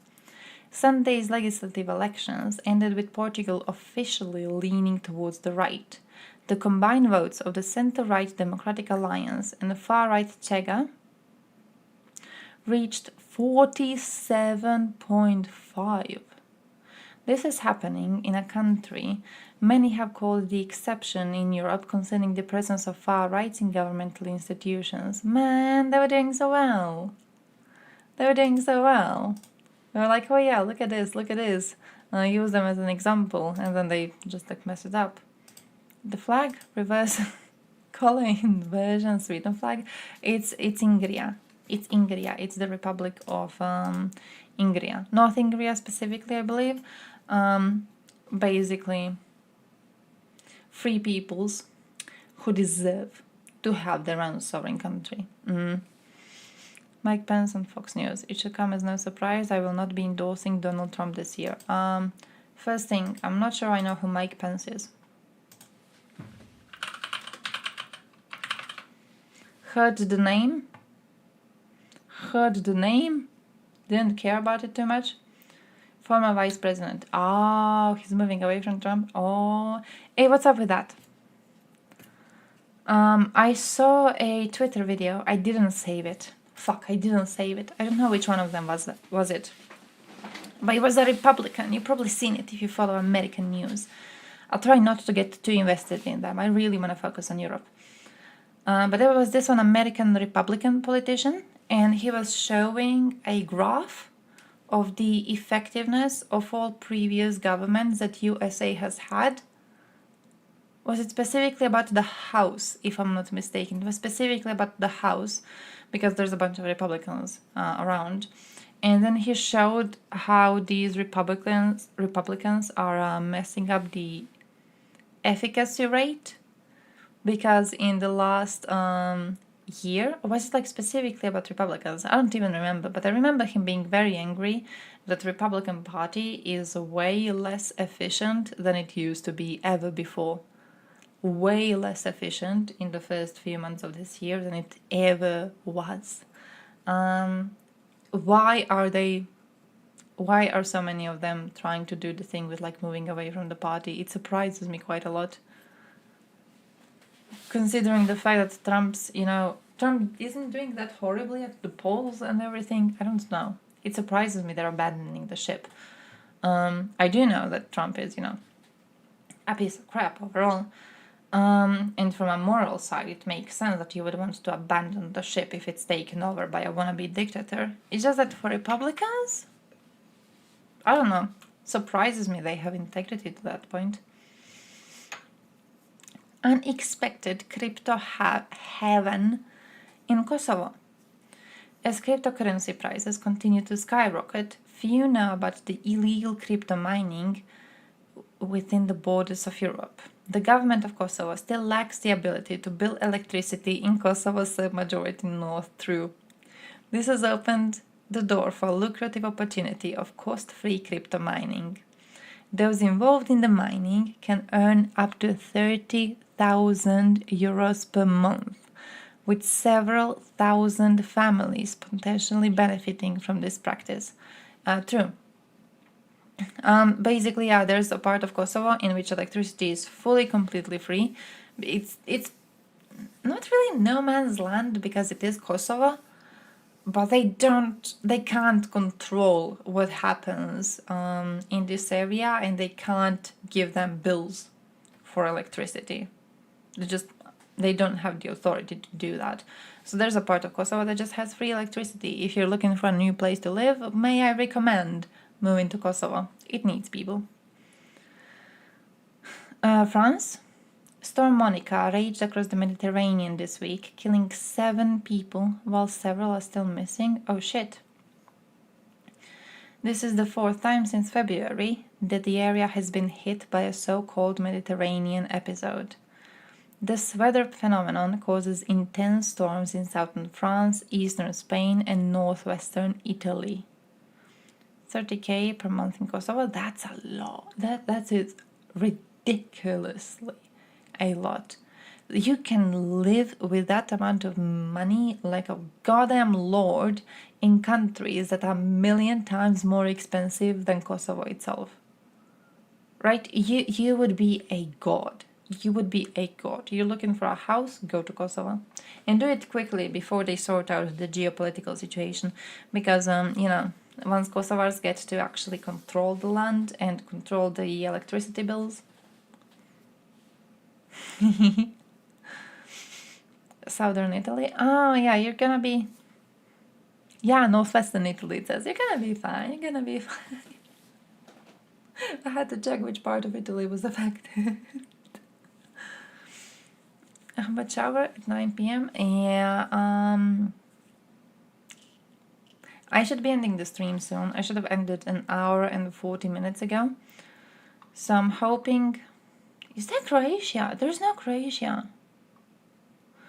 I'm hoping to be ending now, and then I'm hoping to go and take a shower. Yep. Average salary in America is 45k per year. Oh! Look. The only thing you're telling me is that Americans are losers because they choose to live in a loser country instead of coming to Kosovo, which has a lot of land ready to be taken. Why are Americans not taking it? Because they're losers. Move to Kosovo, get 30k per year. Come on. Come on, come on, come on. Dobson's watching robots? Oh shit. Oh shit. Is he allowed to watch porn on stream? I'm not really sure that's allowed even on Kick. It's a bit too much even for him. Bruce Lee.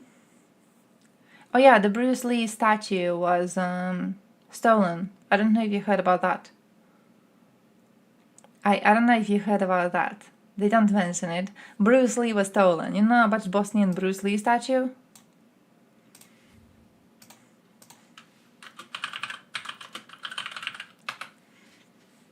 That one? You know about this one? What they were doing is they were trying to figure out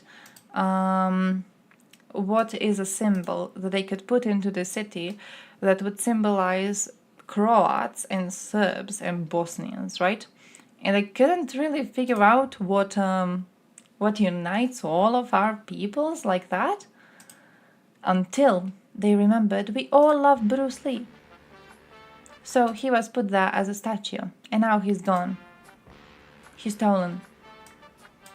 Someone took him. His proportions are good, I don't know.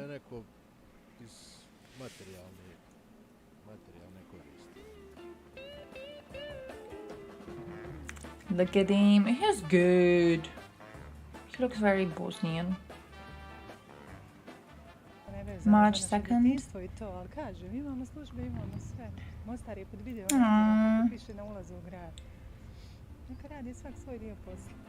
True.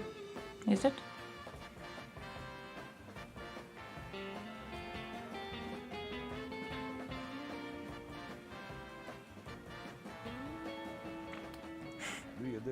Says Bruce Lee, your Mostar.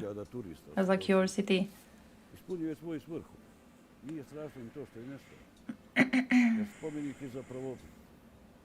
Aww.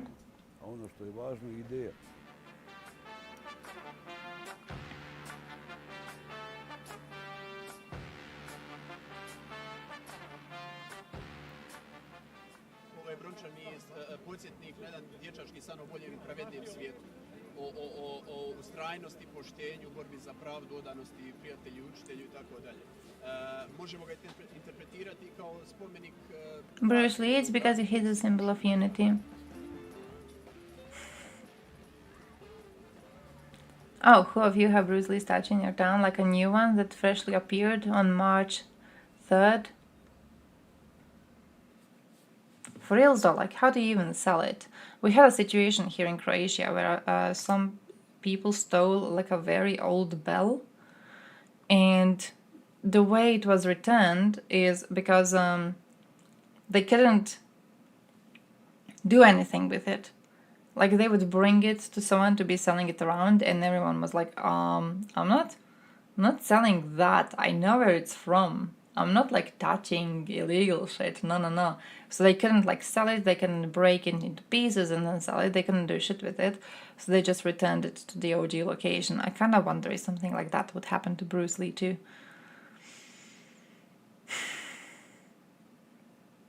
Pigamon is returning to Spain in July. Now that the amnesty law is signed, he won't be detained once he returns. Oh shit! How do you feel about the future of Spain? What are we to expect? What are we to expect? Renovation is going great. This Sunday, which is day after tomorrow, holy shit already, we're going to be setting up the kitchen. So I'm really hyped about that. This Sunday we're setting up the kitchen, the parts that we do have, and then I have several other parts to be getting. We finished with painting the walls, so I'm really happy about that too. Overall, like it's genuinely doing well. It's genuinely doing well. I'm happy with the process so far. It's a good way to get some enrichment. Future here is painful. I mean, fair. No, it's gonna be fine. It's gonna be fine. I guess. I don't know what to tell you, my dude. I think we all should start encouraging people around us to become more politically engaged. Because the situation right now, it's interesting, isn't it? I don't know how much you followed the Serbian paint. How dare you? How much you follow the situation in Croatia. Our next elections are on a Wednesday. We don't really know why, but it's going to be Wednesday next month, so 17th of April. Is it 17th or is it 7th? I think it's 17th. Yep, 17th of April, next elections in Croatia. A Wednesday. Why is it Wednesday? We don't know why it's Wednesday. But according to the laws in Croatia, the day when the elections are done has to be a non-work day. So we're just gonna have a random non-working Wednesday in the middle of the week. I don't know why it's not on a Sunday. Everyone's asking like why? We only had one situation like this previously in like 2000. The election was on a Monday. And also at the time everyone was like, why Monday? We lived through it, but like why Monday? And now suddenly it's Wednesday. Why Wednesday? That's not even the worst thing about our elections though. Our president, Milanovic, our president, he's the one who chose the elections to be on a Wednesday, by the way. He's the one who made the decision that they're going to be on a Wednesday because he's the president and he gets to decide this. The parliament is going to get disbanded. Free day on every election. The election by law has to happen on a free day. Usually elections happen on a Sunday. So, it's just a free day. There's no work. But if they happen like this on a Wednesday, yeah, Wednesday has to be free. That Wednesday has to be free. We have to have a free day so everyone has a chance to go and vote. So there's going to be no schools working, no businesses working really. Just like think of what usually happens on a Sunday in a country. That's going to be just like a fucking Wednesday. But this is our president, Milanovic. Milanovic used to be the prime minister of Croatia for a while. He was one of the most hated prime ministers we had. His quotes are still shared around because he was so utterly incompetent at anything resembling charisma. This man was bad. Okay, he was bad. Remember, I told you the story about like people experiencing flooding. People lost their entire house in a flooding. And he does this thing where like in front of journalists, he comes to them and he's trying to pretend he gives a shit about them, even though he doesn't. So he tells them that he knows exactly how they feel because he had a water leak in his bathroom one time. So it's like the same situation, basically. He had a lot of clown phrases at the time. Then he went out of Croatian politics. He actually went to Albania. He was working with Edi Rama for a while. Then he returned to Croatian politics and he wanted to become the president. At the time, we didn't like our last president, and the other option at the elections was really unhinged. So Milanovic had a good chance of winning, and win he did. Then he went an interesting contrarian pro-Russian route, basically. But here's the thing, if you're a president, you can't also be the member of a party. So he's a member of SDP, which is like our left-wing party in Croatia, right? Socijaldemokratska partija Hrvatske. Milanovic used to be a member of that. He became the president, he couldn't be a member anymore. So he's a president, he's like a neutral. You know how presidents are supposed to represent the entire country? That's what he is. He never was representing the entire country, but he was neutral. He wants to be the next prime minister, though. The elections that are happening on a Wednesday, he is going to be one of the options to circle. Now, according to the law and common sense, but also the law, you can't be a president and a prime minister at the same time. So what's going to happen is he's going to try to be the prime minister, crushing the party in the process, but that's another topic. He's gonna try to be the prime minister. If he wins and he gets the position of a prime minister, he is going to step down from his post as a president, which means we must have presidential elections also this year. It all came out today. We didn't even know. It all came out today. The date of the elections and the fact this fucker is going to try to be the PM. It came out today. It's also a big loss for the Croatian left-wingers because SDP, like this man's an idiot, right? While he was the leader of SDP, he was the only basically known member of the party. He becomes the president, he has to leave the party, and they get new people to come into the leadership. And these new people are actually relatively reasonable. So this is like center-left. We're not talking left-left. We're saying center-left. They're okay, they're fine. We expected one of them to be trying to be the prime minister, and he was actually supposed to get quite a lot of votes because the party went through a lot of changes in the meantime. Now that the fucker is back, and he's going to the elections as a representative of the party, he is directly losing them votes. He's taking away the votes. His presence is going to cost the party their votes. We are more likely going to see HDZ win again just because this fucker wants power so badly he's willing to step down from the position of being a figure because he wants actual real power as a prime minister. Just ridiculous. Absolutely ridiculous. Hey, thank you for joining, Rebound. Thank you. Spain signed the trans law last year. That for people to change gender, all was needed was the word. There's no way to deny if you're trans. Furthermore, you can bring to the judge any person who denies you being the gender you have in your ID.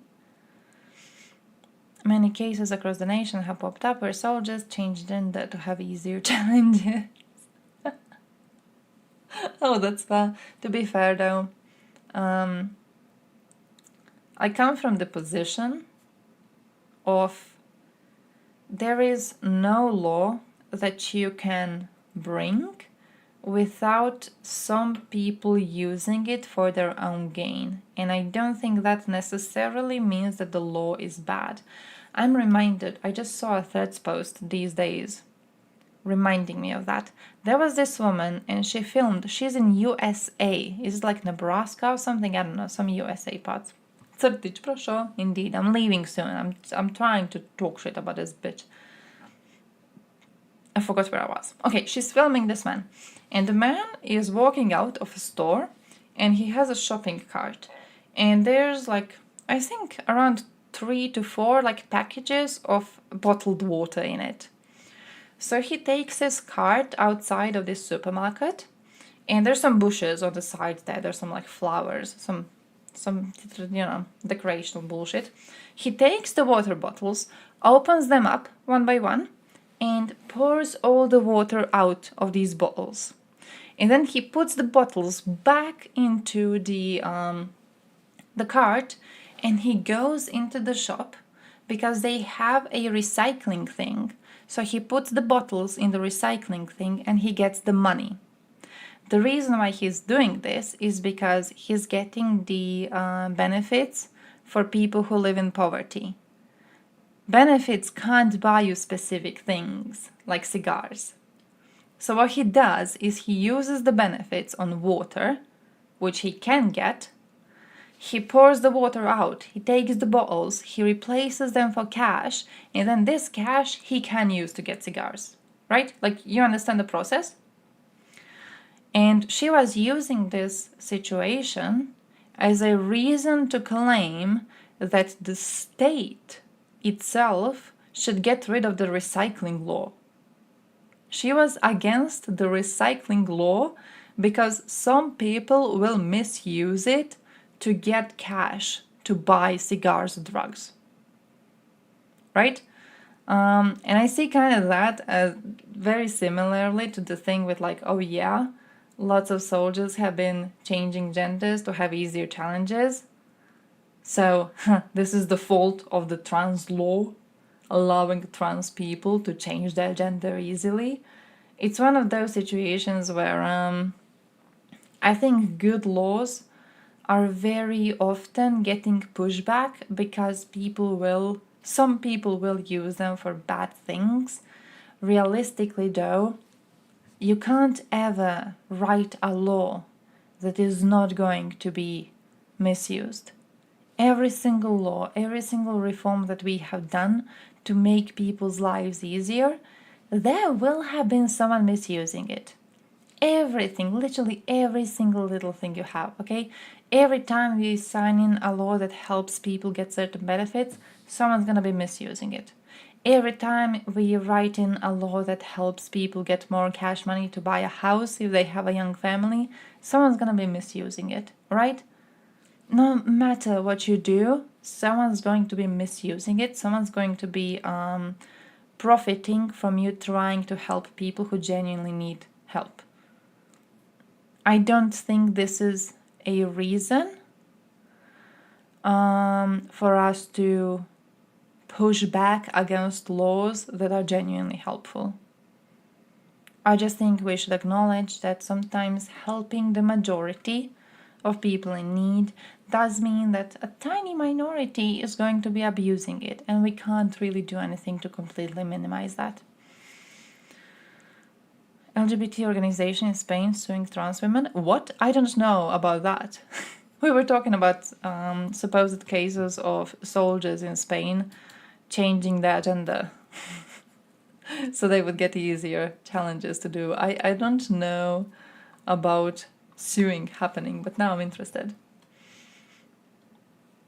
Medvedev called European leaders assholes, weaklings and worthless and said that Romanians are not even a nation. Why do we still pretend Russia is a country when it's just a piece of land controlled by oligarchs and psychopaths? Yeah, based. Wait, the LGBT organization is suing these soldiers?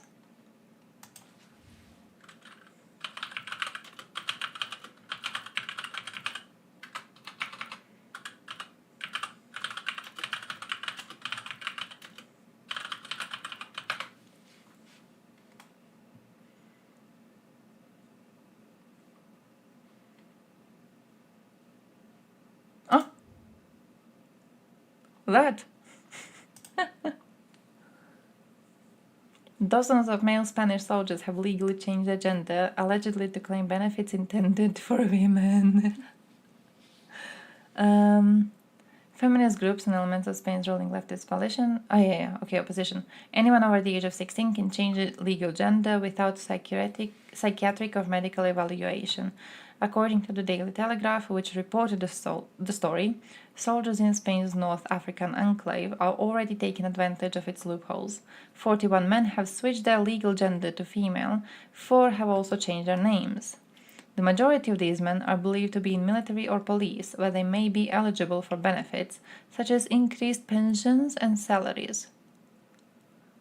One of the men who now says he is a woman is Roberto Perdigones, corporal who admitted that positive discrimination provided the incentive for his gender switch last summer. He receives 15% more on his salary, a bigger pension, and a private en suite room in his barracks. See, this is what, like...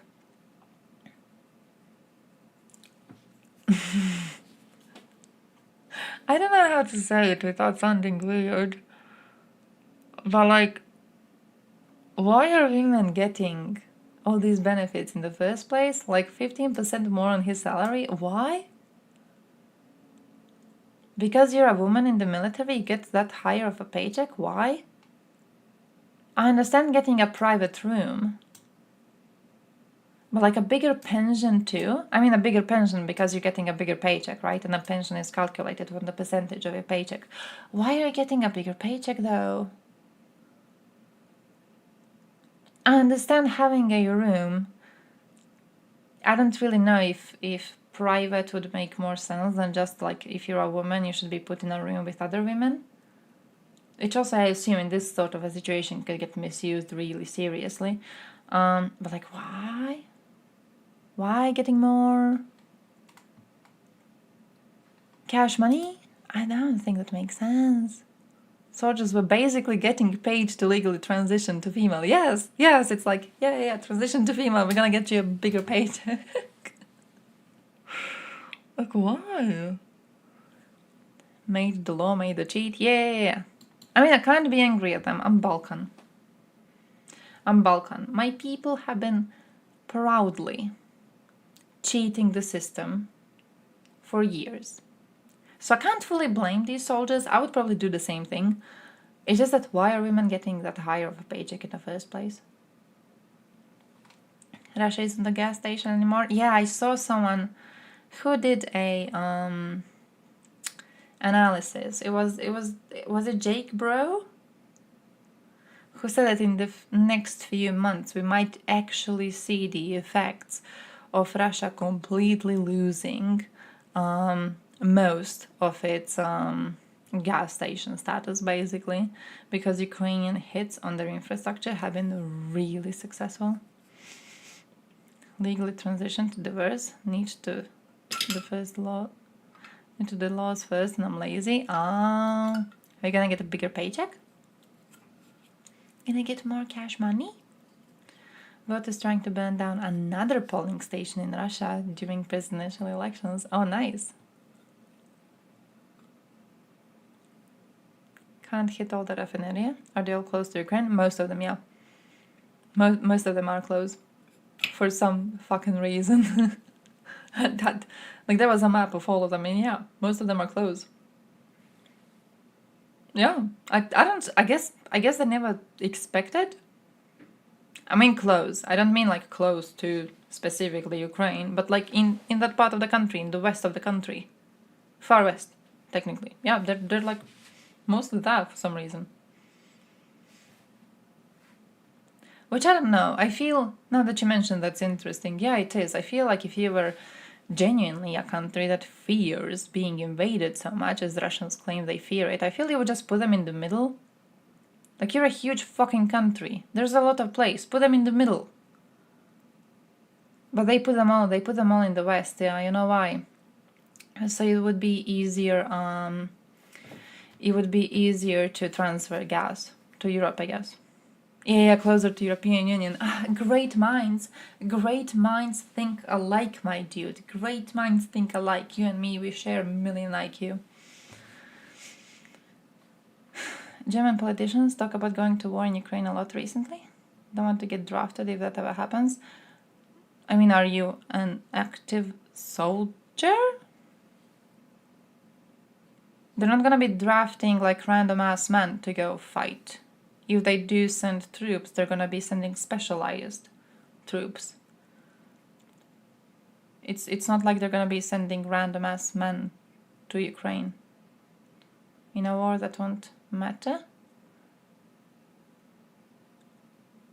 If a war happens, I think the least of your concerns is going to be whether or not your ass is gonna get drafted, considering the fact that Russians have been rather open about wanting to genocide all of us. You know, I feel that would be the least of anyone's concerns, really. I feel many people would want to go and fight, and for a very good reason of not wanting to see their entire families killed. But yeah, also I don't think there's any sort of a fear of being drafted anytime soon. What German politicians might be talking about right now is Macron's idea of sending troops to Ukraine, which are going to be specialized troops. They're not going to be drafting people to go fight in Ukraine for, you know, the Russian invasion of Ukraine. It's not what's going to happen. It's not a realistic fear.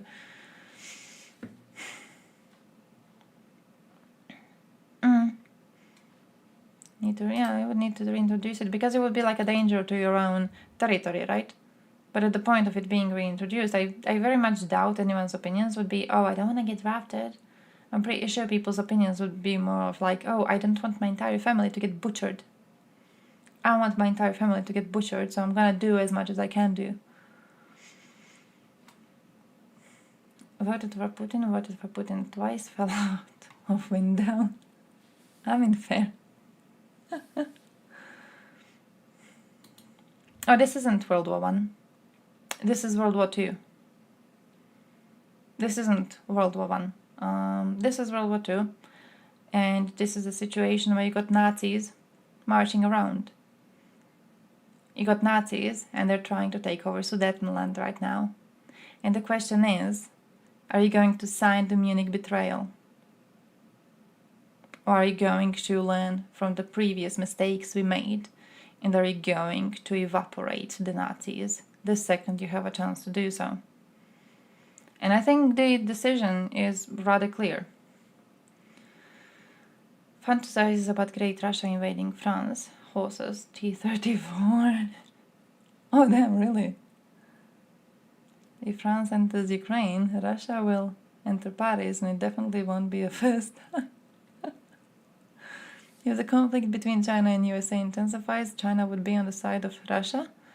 I don't think so. I don't think so. I don't think so for the reason that China is not an idiot nation.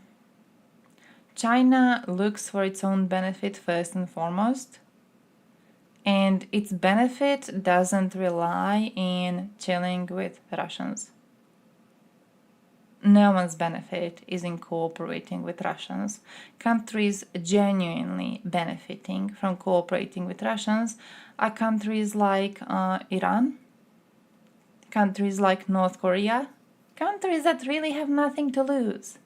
Get nothing to lose. This is an ally you could be getting, and that's that. But when it comes to China, China has a lot to lose if it loses the cooperation and business with USA and with Europe. China would not be that stupid. China would be good compared to Turkey. Don't know how much you follow the situation in Turkey. Turkey has been doing very similar things to China, in which that it also has pretended to be neutral in the situation. And then what happened is Turkey figured out that sanctions are indeed having an impact.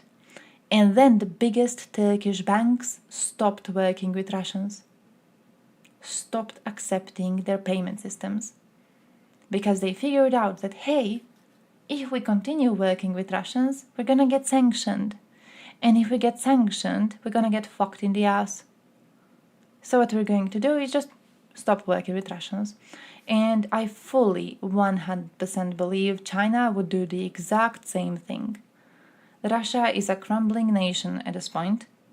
Putin's threats of nuclear war are inexcusable, and I think China knows this rather well because they themselves said that they would not support a man if he uses nukes, right?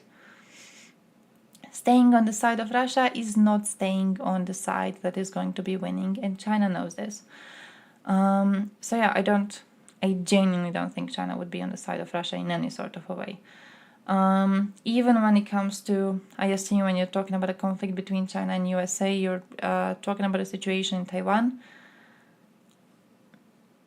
I'm not certain China would be so desperate to get Taiwan to fuck over its entire economy. Like the entirety of it. It's very unlikely. Need to get more beer tomorrow. Hey. Same here, to be honest.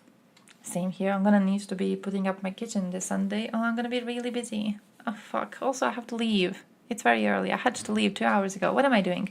I'm gonna go to sleep. Listen, next week's streams, morning. Every single one of them, morning. I'm working the afternoon shift the entire week, alright? So, morning streams, before noon streams, shit like that. Wish me luck, my dudes. Better pray no war will come. I mean, yeah, of course, I hope a war doesn't come. I just think that the best way to avoid war is by evaporating Russians. Massive problems with foreign capital fleeing to other Southeast Asian countries and Mexico. They have a lot of layoffs because foreign companies are leaving. I think there's a good chance China says fuck it and goes all in with Russia. I don't really know. I don't know. I feel that would be accepting a very real possibility of just defeat. I'm genuinely not. I don't think China would do something like that. I think they're far too self-serving to do something like that, you know? Genuinely, truly, I believe that they wouldn't give up on their economy. They wouldn't risk giving up on their economy fully just to stand on the side of a country that is losing its navy to a country that has no navy at all, to a country whose oil output already fell by at least 12% and is only going to get worse, to a country that's constantly getting more and more aid from countries that are big trade partners with China. I don't really think China is going to be willing to risk its shred of stability that it has right now for Russia. But also, hey, we're actually going to see this tested out in real time, so be hyped for that in a way, because there's a lot new sanctions currently being planned out. The next round of sanctions should be concerning specifically entities that help Russia breach sanctions. They should be specifically, for example, targeting Chinese companies that work with Russia. So we're going to see how it goes exactly then. We're going to see how it goes when Chinese banks are threatened with being sanctioned over working with Russia. We're going to see if China is going to be willing to still keep on working with Russia in order to, keep standing on that side, or if they will pull out because economy matters way more. Benjamins matter way more, the way I would say it. Bunch of no-lifers. I wish I was a no-lifer. I had such a great time when I was not working, my man. Milanovic never once managed to take away my 3 days while I was unemployed. And look at it now. You get a job and immediately that fucktard has to make my vacation start a day later because he wants the goddamn elections to happen in Wednesday. Oh, I'm so angry about it. I'm gonna be leaving. I'm gonna go to sleep. 2 a.m. Oh yeah, it's like when I watch Dylan. Suffer. Suffer with me. Suffer with me. Dylan's gonna start streaming soon at this point. Holy shit, I'm gonna go to sleep. Thank you for joining. Thank you for everything. I hope you learned something new. Going to be seeing you on Monday, alright? So stay strong, stay healthy. If you have any tips and tricks on how you're using Obsidian, let me know, because I'm a new user, so I'm trying. Cause Intel screws up some shifts. Get me fired, please. Get me fired. I wouldn't even be angry. Just get me fired. Tell them, hey, there's a Kadashi live streams. Can you fire her for I'm gonna do something against NT-LTOS. I don't know what's against NT-LTOS. Feeling happy probably. I've got no idea. I'm gonna think of it. See you Monday morning. Stay healthy. Drink lots.